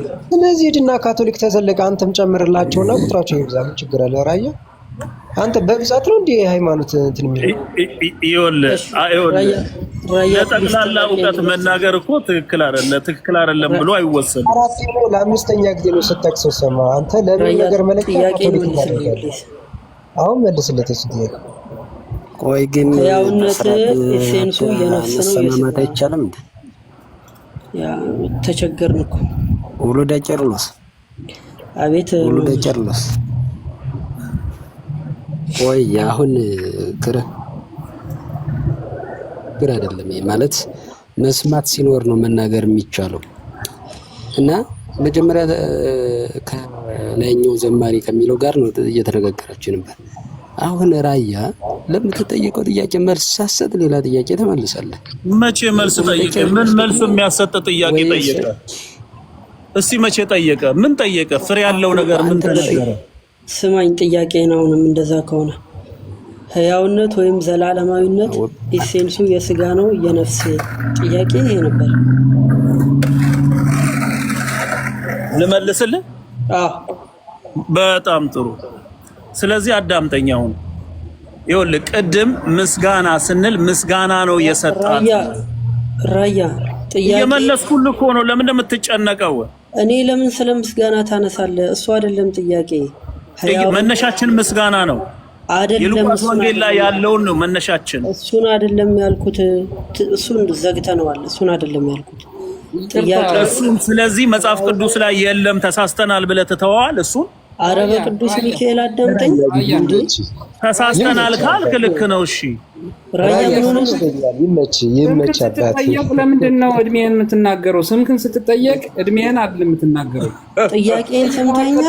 ምንድነው ማርያም ምስጋና የምትለው? አይደለም እንዴ ተረጋጉ። እኛ እኮ እየተማማርን ነው አይደለ?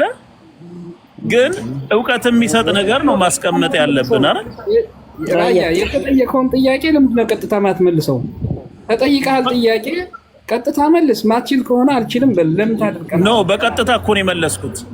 እሺ ምንድነው በቀጥታ የመለስከው? የነፍስ ነው የስጋ?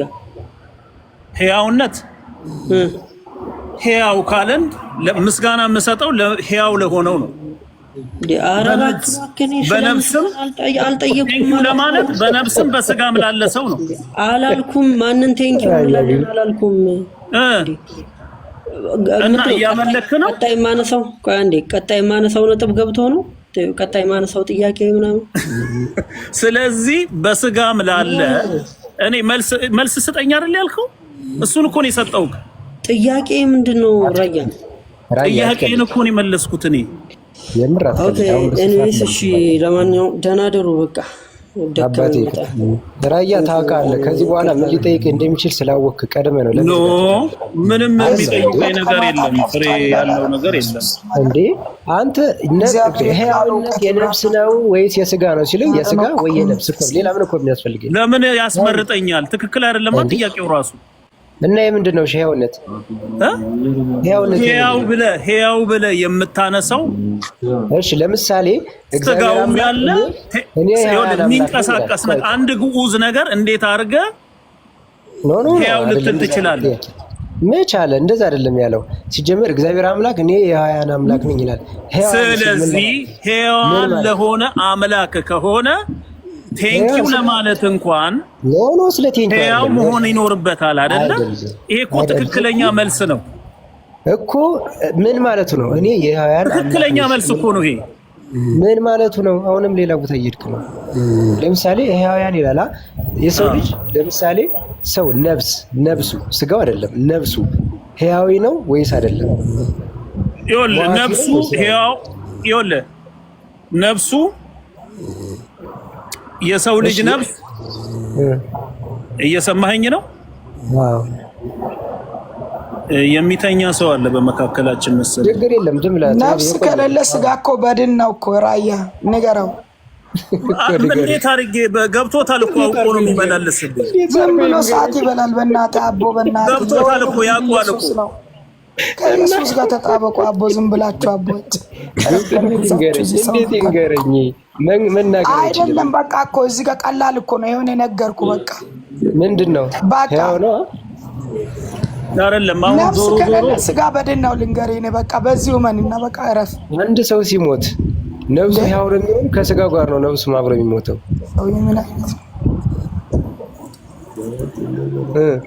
ከስጋው ጋር እንዴት ነፍሱ ይሞታል? አንተ እንዴት ነው የምታስበው? ስለዚህ ሕያው ነው ማለት ነው። አንድ ሀሳብ ብቻ ልስተው። እንዳውም ለራያ ብዙ ጊዜ ስለሚያነሱ ለቶኔ ማለት ነው። ቶኔ ለከራያ ጋር ማውራት ይፈልጋል። የመጨረሻ ይኸውልህ ለወደፊትም ለወደፊትም ሙታንን አታምልክ አትከተል አይደለም። ሙታንን ይከተል ይላል መጽሐፍ እንደዚህ ያለ ራያ። ስለዚህ ሕያው የሆነውን እግዚአብሔር ዘላለማዊ የሆነውን በሶስተኛው ቀን የተነሳውን ለአንተ የሞተልህን እሱን ተከተለው፣ ሙታንን አትከተል። ራያ ነፍሴ አምላኳን ታመሰግናለች አለች አይደል ማርያም? ማርያም ያለችውን ራሱ አምልክ። የማርያም ነፍስ ራሱ የምታመልከው ማንን ነው? ጌታ ኢየሱስን ነው። የማርያም ነፍስ የምታመልከው ጌታ ኢየሱስን ነው። ለወደፊቱ የሚጠቅምህን ነገር ያዝ። ጳውሎስ ሩጫ ጨርሻለሁ ብሏል አላለም? ጳውሎስ ሩጫ ጨርሻለሁ ያለው ጳውሎስ ሩጫውን የጨረሰው ሊያበቃ ነው እንዴ? ሊያበቃ ነው ማለት እና አሁን እያስተማረ ነው ጳውሎስ እያልክ ነው? በዚህ ሰዓት እኮ ሩጫዬን ጨርሻለሁ አለ እኮ የምድር ላይ ያለውን ነው። ስለዚህ እያስተማረ ነው ልትለኝ ነው ጳውሎስ? ጳውሎስም ልክ እንደጨረሰው ማርያምም ጨርሳለች። ኧረ ከሰማይ የወረደው ወንጀል ኢየሱስን ብሉትና በቃ ጨርሷል ነው እኮ ተዘጋ እኮ 4 ነጥብ ነው። ልክ እንደ ጳውሎስ ማርያምም ጨርሳለች እኮ ጥሩ። እሺ ጳውሎስ ስለዚህ ከጨረሰች ማርያም በቃ ያለቀ ነገር ላይ አንተ ወደ አምልኮ ነው የምትገባለህ ነው ያልኩት እኮ። ኪሳራው እኮ እዚህ ጋር ነው። የእነሱ ኪሳራ የሚጀምረው እኮ እዚህ ጋር ነው እኮ። አንተ ኪሳራው ከዚህ ነው የሚጀምረው። ያለቀለትን ጉዳይ እንደገና አሁን ከእውቀት ከፍያው ካለው ሩጫቸውን ጨርሰዋል እነሱ። ብራዘር አንተ